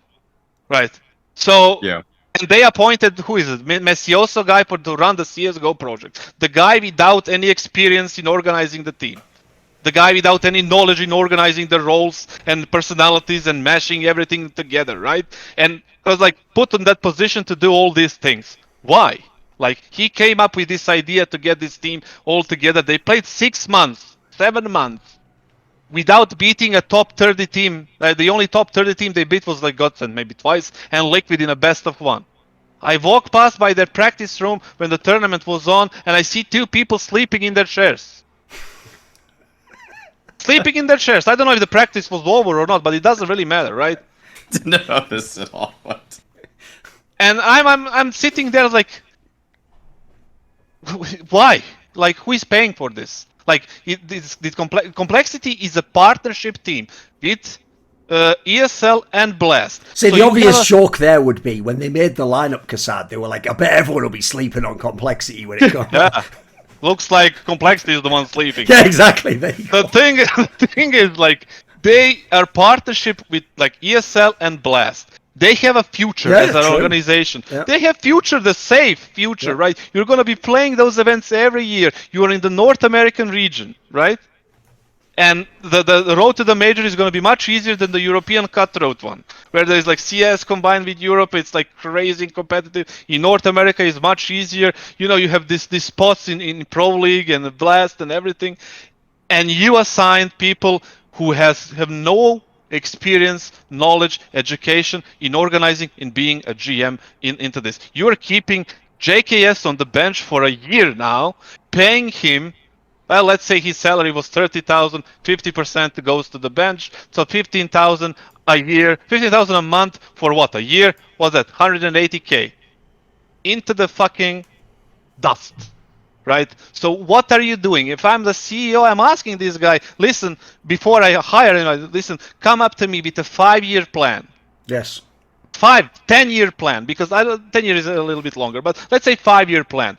With I have partnerships with ESL, I have partnerships with Blast. Come up with a 5-year plan, see how you're going to organize my team, how you're going to, you know, build the contracts, how you're going to build the team, everything to the point, and then see if we can do something, you know, to make it happen, and how much money we have, and all these things that comes up with it. They just gambled. They got 5 players combined with that. What was that lineup that they bought players from? Extra Salt. Yes, Extra Salt. They got them into there. They got Junior, poor guy. The guy's not playing well for 6 months. All right. I mean, everybody's like on his ass, like, you know, he's under a lot of pressure. He's not playing well. Fire him. trade him, send him somewhere else, whatever, put him into the academy team, make a have an academy project that's proven to be successful for some orgs. Like there is a ways to do things, right? They're just sitting there for 6 months doing absolutely nothing, waiting for the player break, and now God knows what's gonna happen. Meanwhile, they're still paying JKS every month to be sitting on the bench. At some point, you just bring him back into the lineup and try with him. Yeah, exactly. They had Dexter sitting right there as an oper, right? He didn't want to move. Maybe that's not with their culture of NA, but maybe it is. Maybe you can make an exception there. But he was there. Look. Let's go back even before this lineup into the Juggernaut lineup. So Jason Lake goes to Blame F, gives him a bag of money. Right? He goes to Config, gives him a bag of money. Goes to JKS, gives him a bag of money. Right? The JKS buyout was $500,000. The salaries. Everybody knows what the salaries are, right? So he goes there, he spends all this money, and he allows 2 out of 3 players to go for free to Astralis. That's Config and that's BlameF. Right, and the third player that he gave another bag of money is sitting on the bench getting paid whatever the money is, right? Let's say 15,000, right? So what are we doing? Meanwhile, there is I see people saying these organizations are always losing money. That's why you are losing money, because you have incompetent people. You're hiring incompetent people to do the job they don't know how to do, right? So start from top to bottom.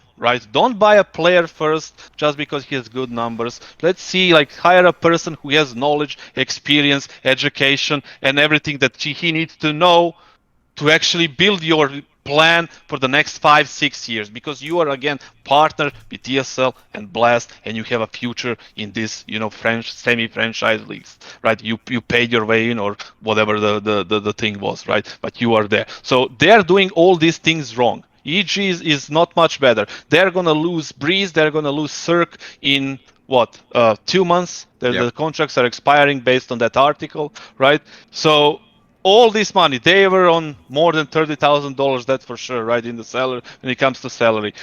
A year ago, you can see that this lineup is going nowhere. Over a year ago, that's let's say 15 months. At that point, if I am the GM, if I am the vice president of whatever the freaking title is, right, in charge of the CSGO project, I say, okay, I don't see this guy Cirque or Breeze in my organization anymore, right, in the future. He has 18 months. I don't see him here. I'm going to trade him. You want to go to Valorant? I'll speak to your agent. I reach out to the organizations. I reach out to the other teams. I talk to Complexity. I'll talk to Liquid. I'll talk to Cloud9. I'll talk to all these North American teams if you want to be in North America, and see where can I put you to get rid of you off my books so I don't have to pay so much money. And then I'm going to hire a coaching staff that's going to be consistent of many different people, many non-traditional esports kind of structure, where why don't we use some of the money to pay the coach to be the offensive coordinator like in NFL, that somebody is going to be working with the IGL and the head coach only on the T sides, right?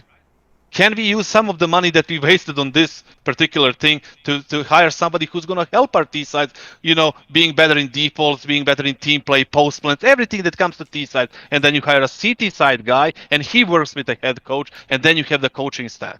Instead of hiring some analysts who are going to go and on Twitter and say how Stewie did this and that, and then how did you hire that guy? Who did that job? I told EG at the beginning of the year, obviously I have nothing against Malek. Malek is a great guy. He's a good coach. He's very strategical and very methodical, and he has his way, but he doesn't know NA. He doesn't know NA culture. He doesn't know NA. To me, that was an players. Obvious culture clash you were going to have. Yeah, exactly. Yeah, I told them that in January. Yeah. There was a culture clash. There was the personality clash between him and Stewie. Stewie is a fiery, emotional guy. He has his shortcomings. He has his strengths, right? Malek is a different type of coach, right? He has his shortcomings. He has his strengths. Obviously, it didn't work. They made the call. They had 6 months of just basically being dead last on every event they played. They beat nobody. And now they're restructuring. I like the fact they brought in Valence. Valence has experience in being a coach. He is a very intelligent guy with a lot of education as well. Maybe he can make something happen, but this move with the 2 academy teams, I don't know what that is. But the point is, organizations like Complexity, now you can look at Fnatic. What the hell is Fnatic doing? Like they Yeah. lost their identity completely. They were a Swedish powerhouse, right? Everybody who thought Fnatic was a Swedish team, always strong, always contender. No matter like if you underestimate them, they're always gonna be good, right? Right now they have no face. They have no identity. They have nothing. They have Messi, who is an extraordinary player, who is the one that they should build their team around him, right? If they can. But they're doing absolutely nothing. Now they're just like swinging through players. They don't know what the hell is happening, right? There is more examples, but complexity is probably the one. Like things are being done backwards. And that's why their people are losing money. Start hiring people that are smarter than you in these areas, that are more experienced, more educated, that can do these things for you. Get a 5-year plan. How you're going to build this, how you're going to execute that, and see if this fits with your vision. And then go into searching other coaching staff, and then into searching players, and then building what you actually wrote down on the piece of fucking paper, right? Instead of just going and just randomly picking players, hoping you're gonna win the lottery and play the fucking quarterfinals of IEM Cologne. And then, at the end of the season, look at Mausports. Look at Mausports. They're probably gonna stick with this lineup, which is an obvious mistake. They played a season that was terrible, and they had a good run, some good wins in Cologne. Is that enough to buy you another 6 months? If you keep this lineup, you are blind. There is obvious problems in the lineup. And Mousesports is one of the organizations with a partnerships, with a Louvre agreement, with a championship mentality and culture that goes 20 years back, right? So do you want to be the team that's going to be satisfied with the quarterfinals? No. You want to be the team that's going to be going for the finals. And then you need to sort these things out. The same thing goes for Astralis. Man, they built such a big legacy right now, and they're ruining it. Like, coming out with a statement that there won't be any changes, like, please, like, what's happening? Right. I think two things that I really picked up on from all of this. One, you already outlined it, and I think that this is something that probably should be integrated into esports contracts, is the kind of like the NFL style of not entirely guaranteed contracts that needs to be that should be coming out, because like they need to be able, there needs to be more flexibility in terms of this.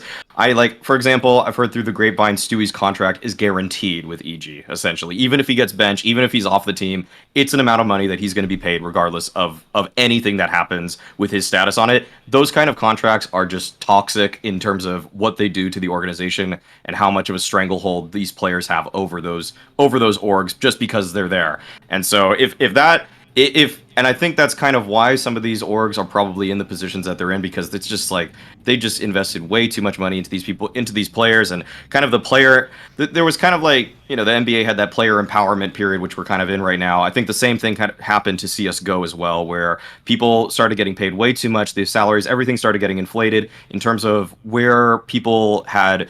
Basically, the guarantees just are such a bad idea, and we're seeing the repercussions of that for so many different organizations happening simultaneously right now. Second thing is that, Kassad, you've given it so many great alternatives. Honestly, you should. If someone doesn't just hire you as a GM at this point, they're doing themselves a disservice. The thing is, like, there is so many things, like the guaranteed salary. Like I said, it needs to be 75%, right? You pay them less money than you would pay them initially. Instead of 30,000, you pay them 20,000, but you give them 75% safe money, right? In case they get cut, right? So they feel the financial security. You can ease yourself on the books, and the budget will be bigger for you to hire additional coaching staff. Do you know how much players will improve if you have an offensive coordinator, like working with a team on only T side? Like, he can go individually into this any specific role, so he can take the load. I can delegate as a head coach to him, right? And take it like, listen, I want you to focus right now in the next 2 weeks on the next bootcamp. Because are really not working for us. And let's see what happens on this T side. It's your job. You're a T side coordinator, and let's bring the ideas to me, and we're gonna fix it, and we're gonna implement it into the game. The same thing goes for the CT side. We have the problems with the anchor side, CT side, A Mirage utility, right? The flashes are not coming in on the right timing. I'm gonna dedicate and delegate my coaching staff to that person and say, listen, these flashes are not fine. We are losing smokes very early on. Let's find a solution. Bring me the ideas. Meanwhile, I, as a head coach, get into this like ideas of strats. I resolve the problems between the communication of the players, which always there are always problems in communication with players, with the orgs. The manager is there, their team manager is there to actually make sure that he is a bridge between the GM and the whoever is like in the management and the players itself, so players can focus more on their game. So everything is kind of in a system that fits together and works as a fucking clock. So right now it's all in a mess, and I don't see, unless people smarten out fast, I don't see like this going on for so long. Lots of orgs are gonna just bail out at the end and just stop wasting money, even though it's their own freaking fault. Did you have another point there, Mauisnake? Was that only the first point you did? No. I got mine. Oh, okay. Yeah. Basically, I would say this, like, the actual bigger picture that Kassad's making, the paradigm shifter, is the idea that the GM looks not at the next tournament, not the next month. The point is, that's what the coach looks at. The coach is the one who has to win the next match. The players have to win the next match. Like, the GM is supposed to be looking at the whole future of your org, essentially. Because that's one thing I can't handle. There's two parts to it. One is that they don't have any plan going in. Even the best orgs in the world have no plan. Their plan is this, Mauisnake. Like, who can we get now that's really good? That's it. That's the end of the plan. And then you go get them if you can. Like, that's it. Because what's crazy about this is, I'll give you an example. When I've actually done consulting, so I'll give you one example Pete might know is when I did it with Guild, because they actually purposely asked it to be public so that they could sort of get, like, a marketing shine off the idea they had someone legit, like, when I've done it with people like that, but I've also done it behind the scenes with companies. That's exactly how I do it, Kassad. What I basically tell them is this: tell me the total budget of the project for players, right? How much like can we buy the team for or buy players for? And then what I want to know is, how many years is that supposed to last? Like, is that supposed to last me 3 years? Do I have to be like top 10 still in 3 years? Or is that like a year? Is that like a year and a half? Do I get more in 2 years? And so what you do is, from your starting point, I can already tell you what you're going to do for the next 3 or 4 years. So for example, I told certain orgs, if you're only going to give me, say, $2 million, you think that's loads of money. That's nothing. $2 million is like, I'm probably going to have to buy a team that I'm gambling now, it's like 20th, and I'm gambling it could maybe go top 10 if things go perfect and like 2 players get better. So you can gamble with 2 million, or you can give me 5 million. I'll go buy your top 5 team today that's top 5 and will be top 5 still, but that's 5 million. It goes from 2 to 5. And then they asked the classic question, what's in between? I said, death is what's in between, mate, because in between is where every other fucking org is going in CSGO. They don't go, I'll pay for the guaranteed top team. They don't go, I'll pay the minimum to gamble on a team that could be all right. They go right in the middle and they spend like $3 million, and they don't buy like the best star player. They're like an all right one who was like the 5th best on the list. By the way, this is how Cloud9 was basically made. If people don't know, I always say the biggest travesty of the Cloud9 story is just that you fans don't know behind the scenes the lists of names Henry started with. If you knew the people he wanted originally, those were amazing fucking teams. Those would have been like some of the best teams in the world. They were even some of the best players in the world. The problem is, everyone said no, or they asked for the world in terms of the buyout. And at the end, this is the mistake Henry made, really, was at the end, he should have sort of been like, actually, I shouldn't do this project. It's not the players I wanted. Like, I'm sort of like, I'm basically going to get judged, but not on what my project is. I'm sort of just at the end buying not as good players, but for way too much money. Which, by the way, that's just an extreme version of what the problem the whole CSGO space is in. They keep doing that with teams. So I have to say, if I was building a team, dude, I would really, as the GM, be doing stuff like this. Even if I had, like, the best example is what he said there, Mauisnake, about FaZe. Even if you're FaZe clan and you win most tournaments, you should be planning now for who replaces Rain in a year or 2 years. Like, for example, say, I'll give you a mad example. Say your example was you want Valde, right?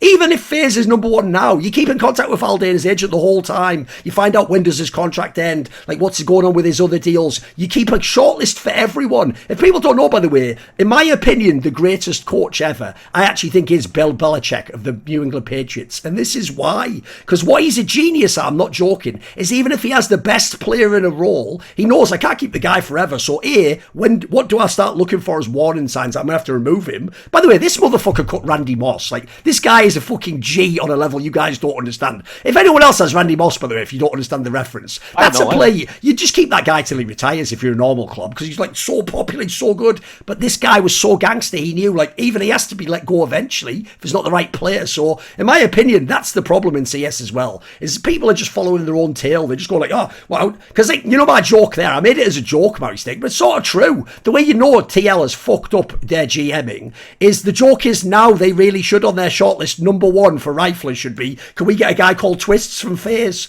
Well, you already had him, you morons. Like, that's how you know you fucked up the GMing, didn't you? Similarly, by the way, just as a final point, I'd touch on this. Think how many of these orgs, kassad, didn't have a game plan. And so, as you say, they didn't even get value for the players they had. Like, the idea of complexity just lets Config and BlameF's contracts run out and then just stand up, take off the call jersey for $0 and walk over to Astralis. Like, what are you doing? Bro, like, when can I get BlameF for free? Hi, I'm going to start an org tomorrow. Can I have BlameF for free? Oh, I have to pay hundreds of thousands of dollars now. No shit, 'cause he's one of the best players in the world, you moron. Even if you don't get him in your team, that could have been like $300,000 4 months before he left that you could have spent on the player that now replaces him. Similarly, if you're Fnatic, right, when you sell Brolan, that's how I know you have no game plan. You can sell Brolan. If he wants to leave, sell him, right? But the money that you sell him for, instantly, I'm buying names. So the problem there is, kassad, I can't be having nobody's coming in. Roy can't be the name. Like, I told them, your names should be like fucking JKS. You should be bringing back a big name that you're going to build around, and that's what you use the money for.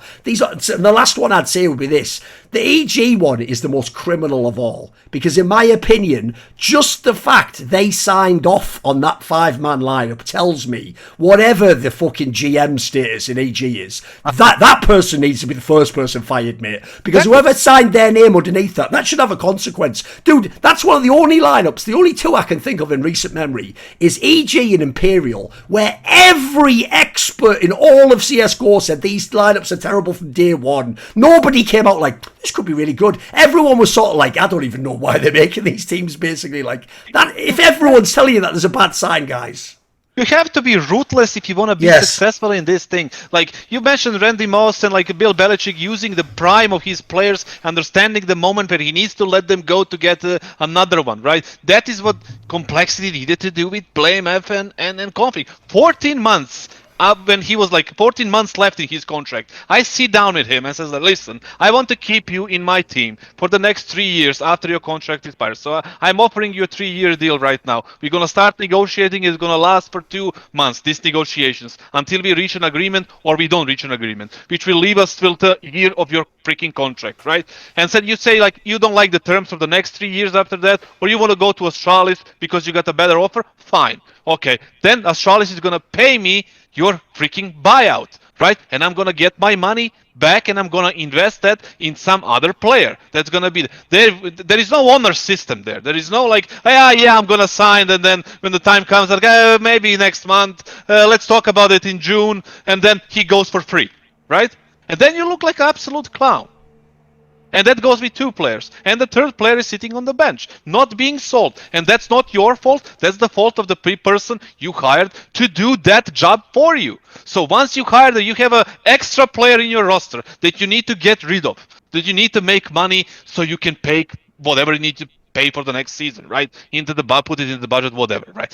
So I'm using my JKS, who is sitting on the bench, and I'm offering him left and right, talking to him, talking to his agent, everybody, like making a perfect deal to sell him, to get my money back and just invest it into the future of this team, right? That's what GMs do.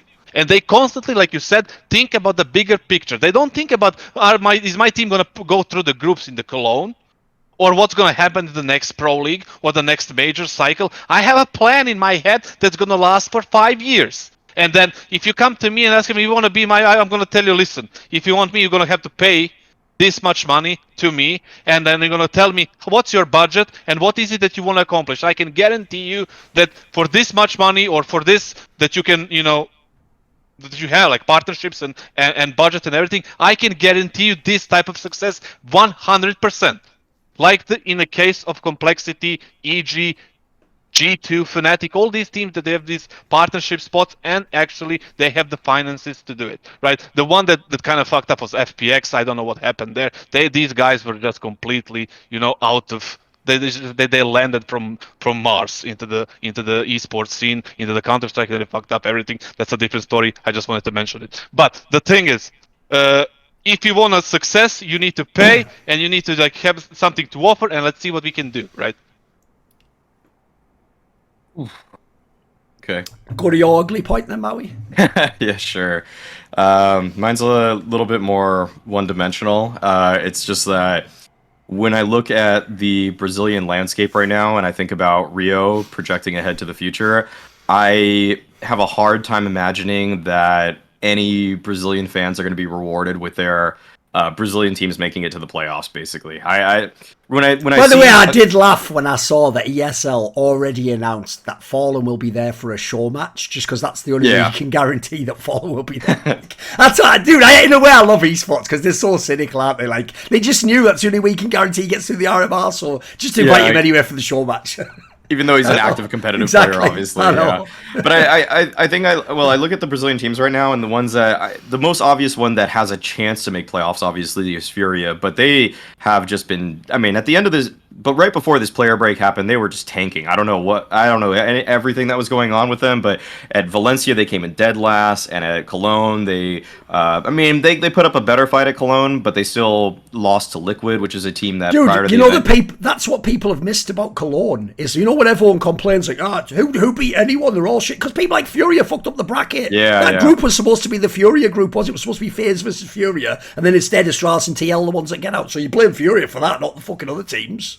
Right, exactly. So you have you have a couple. The other team that I think actually could rise up is 0-0 Nation, actually. The new lineup, yeah. Yeah, I think that team has like the best chance to show that they have some upward mobility. Not that I think that they're going to make playoffs of a major, but it's just that they might give some people something to be happy about in terms of, I think they could probably make the Legend stage. I don't think they'll make it through it, but they'll be like a 1-3 Legend stage team. But the main thing is that I've heard a lot about Brazilian crowds. I've heard a lot in terms of like how their fandom works and everything like that. And if that arena doesn't have one Brazilian team going somewhere in that tournament, it's tough to believe that the turnout or anything is going to be that good, because they're also going to be in the arena broadcasting in Portuguese to all the fans there. So you think that they kind of have a more singular fandom in who they're going to be rooting for. I don't know. Maybe you guys could jump in on what the fandom is like on that there. part though. If you remember, I told you there was a past episode where I was told by some people, this was actually from the Antwerp Major, I was told basically that that's part of the reason why, like, for example, I'll give you the best example ever. Someone like Astralis, to you and me, well, Astralis is Danish. No, teams like Astralis apparently do have people who are within the Brazilian scene who've made like fan clubs for like Brazilian fans. That's part of why, if you notice, at every event they all like kiss the ass of the Brazilian fans all the time. And part of it's cause then in theory when you're in the stadium they cheer for you. Like, I will say, if you notice, as much as to me it's alien, because I always remember Carrigan getting wrecked by the SK teams, Carrigan actually is mega popular with Brazilian fans. If you notice, like, he has loads of fucking Brazilian fans if you ever look, and they all go to the stadium. So there might be an angle that can make it work that way. Like, put it this way, if you haven't guessed, Mauisnake, that will be the ultimate shill major of all time, where every single org's going to be like, we love you, Brazil, just saying it all in Portuguese. It's been happening for past it will be. The thing is, like, when it comes to Brazilians, there is the only successful team that can ever be right now, in the nearest future, right? Let's say it like that, is the team with kassad and Yuri. Yes, of course. Those two players, they need to be in a team with better teammates, like with better players, like not teammates, like, you know what I mean. So organizing a team like that would be the priority number one. They're stuck in this Twilight Zone contract with Furia that they're either happy, not happy, 7 year, I don't know what the hell is going on there, right? And they're stuck there pretending to be happy or something. I don't know. But the thing is, like, we have prime kassad, top 10 player in the world in my opinion. Yeah. And we have Yuri, who is an absolute beast too, right? Those two players, they deserve to be in a championship contender team. You know, is it going to be Brazilian, you know, full or just a Brazilian core international team with a couple of Brazilians? I don't care. Like, if I'm EG, I go for those two. If I'm Complexity, I go for those. If I'm freaking Fnatic, I go for those two. You know, try to build something around that, right? Because those two players are absolute monsters, right? So they're just rotting in that, wasting their prime in that team right now. That is always going to be the team that's gonna, like Yanko said it always, that they're gonna be the team that were supposed to win the title and then lose it themselves. Yes. So they're in the past 3 years they have been playing the same, right? They are a danger. They're threatening everyone. They're always like, you know, a dangerous team to face. Everybody wants to avoid them, but they are never considered a team as a favorite to win the title. So it's time for them to make the change. I want to see these two players either combined with, you know, some of the young Brazilian talents, like for example the Dumau guy. You know, he is pretty talented as well. So. And obviously, I still, even though Cold Zera, I mentioned him before, right? And I think he didn't adapt the way he should have in the 2018, 19, and so on. Still think that he still has it. He still has like what it takes to be a top tier player, but I don't know if he's willing to adapt, and he's going to adapt in this team of 0-0 Nation, right? So for a Brazilians, like I said, it's just those two players come to my mind at the first, like UK Serato, Yuri, and then, you know, see what you can do with that. No, I'm with you on that. Like, to me, they're like basically Elysian, NAF in Liquid. It's like, these two players should be on a better squad than this. Like, it's why you build around them. It's just neither of these teams have built around them particularly well. No, the problem I've always had with Furia is basically, it's as you said, basically, Kassad. The real problem is this. Fans have done the thing they did with ENCE. Because the team in the server gets really good, you forget all the, like, business things about the org. So what people are forgetting is, they're acting like, because Furia was the #1, like, Brazilian team in the server, that the org was the biggest, right? The real problem Brazilian CS has had for the last 3 or 4 years is that it was the MIBR guys like Fallen, like Cold Zero, like Fur, who had all the status and could like potentially make teams, but then they didn't know any of the young talent, so they couldn't go and get the Dumaus of the world before they became good. Instead, they just saw Furia, and whereas, like, you know that analogy I gave earlier, before there was contracts, you just go to Serato, like that famous picture after the first DCS where Furia did the run, and there's just that picture with Fallen in the bar with all those Furia guys. The joke is, in the old days, that wouldn't just be a picture, that would be them joining fucking his team. Like, the next tournament, they'd go home on IRC, and magically they'd have all left the channel, and then the coach guy would be like, yeah, they've left the team, bro. Like, he'd never even find out, they wouldn't even tell this guy. That's how it used to run, like, 10 years ago. The problem is, in the modern day, I'll just tell you this, I've heard when MIBR tried to sign one of those players, Kassad, that, like, he called them up on the phone, and he was just crying on the phone, like, no, actually, I don't want to go, actually, which is like, you wonder, like, what's going, like, that, the joke there, it's like my joke about Navi back in the day was simple. It's like, does someone have an AK-47 off camera pointing at this guy, like, make the call? Like, what's going on here? Like, that's not sports. You know what I mean? That's not sports. Like, yeah, if he doesn't want to go, fine. But if he does, like, I don't want this scenario where people are just like trapped in a 5-year contract. They can't go anywhere. Because the problem in that scenario is, notice ever, no one has this conversation. Who does make the player choices in that team? Do the players? Do they have any agency? Can they leave? No one really knows. Nobody knows anything. Part. Yeah, hey, it's crazy, and it's not just Furia; it's all the organizations. That's the part of the big problem that I keep saying. Like, there is no structure in it. It's just guessing game, right? It's just you may as well take your $500,000 that you're gonna pay for your whatever player, go to casino and place it on freaking red, right? And see what happens. Like, it's the same thing. Organize yourself, people. You know, get these organizations to structure their departments properly, right? And see from top to bottom and make your plan for 5-year stretch. Yes. And you will see things look better for you. You will attract more players because they will recognize the system that it's working. They will recognize the environment that's healthy. They will not be sitting in their homes thinking, is his teammate plotting against him to have him kicked because he played a bad Dust 2 against Astralis, right? That is happening today. People are talking on Steam, you know, this guy is playing, maybe we should get this guy. I'm going to go to my CEO and I'm going to ask for this. Who the fuck are you? Your job is to play, all right? Play. follow the system, be in the system, respect the whole process and the organization. You're getting paid for that. You're not getting paid to pick your coaches, to pick your teammates. You're getting paid to play. And simple as that. Exactly. Right, we'll move on. The last point of all is going to be my ugly point. And I actually think, even though you're going to think this is a played out topic, it isn't, because I put it in the ugly category. The problem with this topic is this, Maui.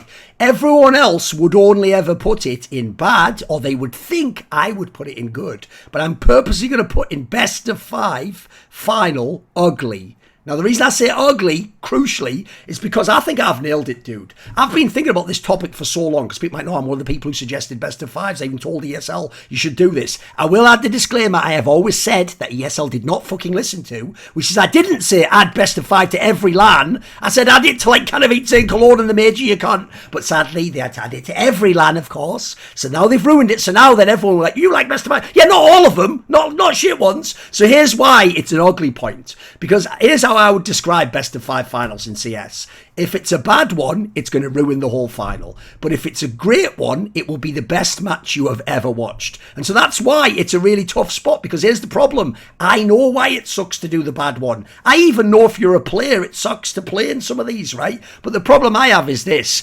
I think about the feeling you had at the end of that IEM Cologne final. Like, no best of 3 could have given you that, like, experience. You couldn't have had the same, like for example, what's mad is I actually had the analogy I always give kassad is actually the UFC. Because in the UFC, if people don't know, you know they only have 5 rounds for the title fight or the main event. And the reason they do that is because actually nobody can go like 100% like stamina rate for 5 rounds. You can't. So the reason they made it for the champion is because they even call those the championship rounds, round 4 and 5. Because essentially, like, if you're a lesser fighter, you just gas out then. You won't be able to win the fight. So what it means is it's like the ultimate test. Like, if you're really going to be the champion, we're not just going to make it so you can sort of fluke it. You have to like go to war with this motherfucker. I had the same vibe at the end of that final, dude. I was like, mate, if I even lost that final, that's like a fucking blessing to even be able to play in a match like that in your career. Like that will be remembered as like one of the all-time classics, like in history, mate. So that's the problem I have with this scenario. I know there's downsides. I know there's negatives people don't like, but every now and then when it delivers like that, it is fucking amazing. Yeah, I mean, how many times are we gonna get the final true. like this? That's true. It's true. I can remember maybe only one. That's Fnatic FaZe in Kato, right? Where Flusha had that 1v5, on train. Yeah. But those are the type of the finals that kind of delivered. And this one, and that's it. For me, I'm not really a big fan of best of 5s. It just I get the point that you're making. Like, if you wanna win this grand fucking tournament against the best team, you need to go to war with them into 5 maps. There is no fluking. There is no like winning couple of anti-ecos and like maybe you get the double pistol and just all of a sudden you're one map up and you somehow win. But I'm not the biggest fan of the whole thing. I always preferred best of 3s just because like keeps the consistency of the whole event. It's like, for me, when I'm a viewer, obviously I enjoy best of 3 more rather than the best of 5. It's kind of more draining, and as a player, it's just even the best of 3s are absolutely of course, mind-blowingly draining, like to your physical and mental stamina. Oh, when fans say that stupid thing when they go like, oh, it sounds like you're just working a normal job. It's like, you don't have to fucking just think straight for like 3 hours. Like, do not blink and make a mistake. Like, that's not fucking normal work, boys. That's really hard. It's draining, like he says. Dude, as a coach, like, you stand in a best of 3 behind the team that goes like let's say tier 1 CS, right? You play full best of 3. You just stand there, you talk through your 4 freaking timeouts, 30 seconds and the half times and between the maps, and I feel like I lost a fucking 2 pounds, right? And my brain just is completely melted. I can't wait to go to my room and just reset for another day. But I can't even imagine for the players that are actually playing all those rounds. It has to be like more focused, than actual coach or anybody else who is behind you, right? So all these things in a best of 3 are difficult enough. In a best of 5, it's just next level of just add to the factor that full arena and the fucking crowd and you are the underdog and first time in the arena or whatever the fuck is happening, right? So it's It has ups and downs. It has like positives and negatives when it comes to best of 5 finals. I think you nailed it pretty good when you said like when you have a good one, it's a very memorable. When you have a bad one, it kind of sucks. So yeah, I think that's pretty much spot on. It kind of ruined like the Dallas finals, for example. Oh, for sure, yeah. That So felt like many finals. one competitive map, and the other two were just like, all right, let's just get this over with. The other one that I think sticks with me at Epicenter 2017 between SK and VP. That was like an all-time great BO5 for me, viewing experience-wise. But the thing with BO5s is that I mean, I like actually when it goes to map like 4, because usually, I mean, if it doesn't hit. If there's no back and forth, it really just sucks. Like, I mean, that's even 3-0, but it's like close maps. I actually don't even necessarily find myself enjoying it that much. It's kind of like it's one of those things where you do look back at it, and sometimes there are narratives that are lost where it's like, oh, it's a 3-0, it's convincing, or it's like it was never even close. But sometimes 3-0s can have 3 close maps. I mean, kind of ENCE this year was pretty close. Yeah, it can be. It can be, but it just gets lost in history a little bit more when that happens. Whereas a 2-0, yeah, it's not that memorable. The thing is, like, we played the IEM Beijing 2009. That was the second last LAN before the COVID hit. It was the first event as the 100 Thieves against Astralis in the finals, 16-14 first map, and they stomped us in the second and the third, and that final was garbage for the viewers, to be honest. We finished the final, we didn't even feel like it was the final, except for that first map, and it was like, yeah, whatever, let's go home. I was talking actually in the green room about this to some people, and I think that this just breaks Counter-Strike too much, but it's basically the fact that BO5, I think the whole day lasted roughly 8 hours of CS, and that is just incredibly long, and as a viewing experience, I can't sit and watch anything really for 8 hours. Like, I had to move around the arena a lot. Like, I was moving into lounges, I was moving into the green room, I was moving around the crowd. Like, I was just doing different stuff because I just, like, and then I imagine what it's been like when I've tried to watch a BO5 on my computer at home, and it's like, I need to just walk around my room a lot. Like, 8 hours in one place. I watched, like, a lot of, like, long films that are 3.5 hours, but I can't, it's really tough to do that, like, for any longer at all. And I think traditional sports knows that at this point. The thing is, so the proposed change I had for people was that if it didn't break CS, it'd be cool if you could do a BO5 that's like MR9 or MR12. No. The thing is, I think it breaks the game way too much. So I wouldn't, but it's just like, it's just impossible to expect people to... No, here's the thing, let me take that point a sec, because I can give you an example of what you're talking about isn't as ridiculous as you think. Like, basically, if people don't know, that's actually what they did in Quake. If you don't know, in Quake 3, a duel lasted 15 minutes for a 1v1 game. And what they did is, in Quake Live, they made it 10 minutes, and that meant instead of doing a best of 3, you could do a best of 5. So what it meant was, the reason in Quake it worked is because even though the time limit's less, it means you play more maps, so you get more like variety in the series, you see who's the better player. So here's the thing, maybe you could make that work for the MR angle, like you say, like maybe a best of 5 in MR12 is like less rounds, more playable, it doesn't have to take 8 hours. That might not be a bad compromise. That might not be a terrible one. For me, that's I'm not agreeing with the best MR12 simply because the pistols and the ecos and like the economy has so much big role in it. But just imagine this: let's play MR12, but there is no money and there is no pistol rounds. You just buy whatever you want. That would be interesting. Yeah. Every round. Yeah. So you have full utility, full guns, whatever, and you play the gun rounds from 0-0 till you reach 13, right? And MR12, whatever. So would that work? Yeah. I think it would. I think that would be really interesting. Yeah, you see the full strength of the team. I would just make it MR9 like that then. You eliminate the randomness of pistol rounds where people are gambling, and no matter how much of your pistol strat is advanced, if team is stacking 3 people on the side, doesn't really matter, right?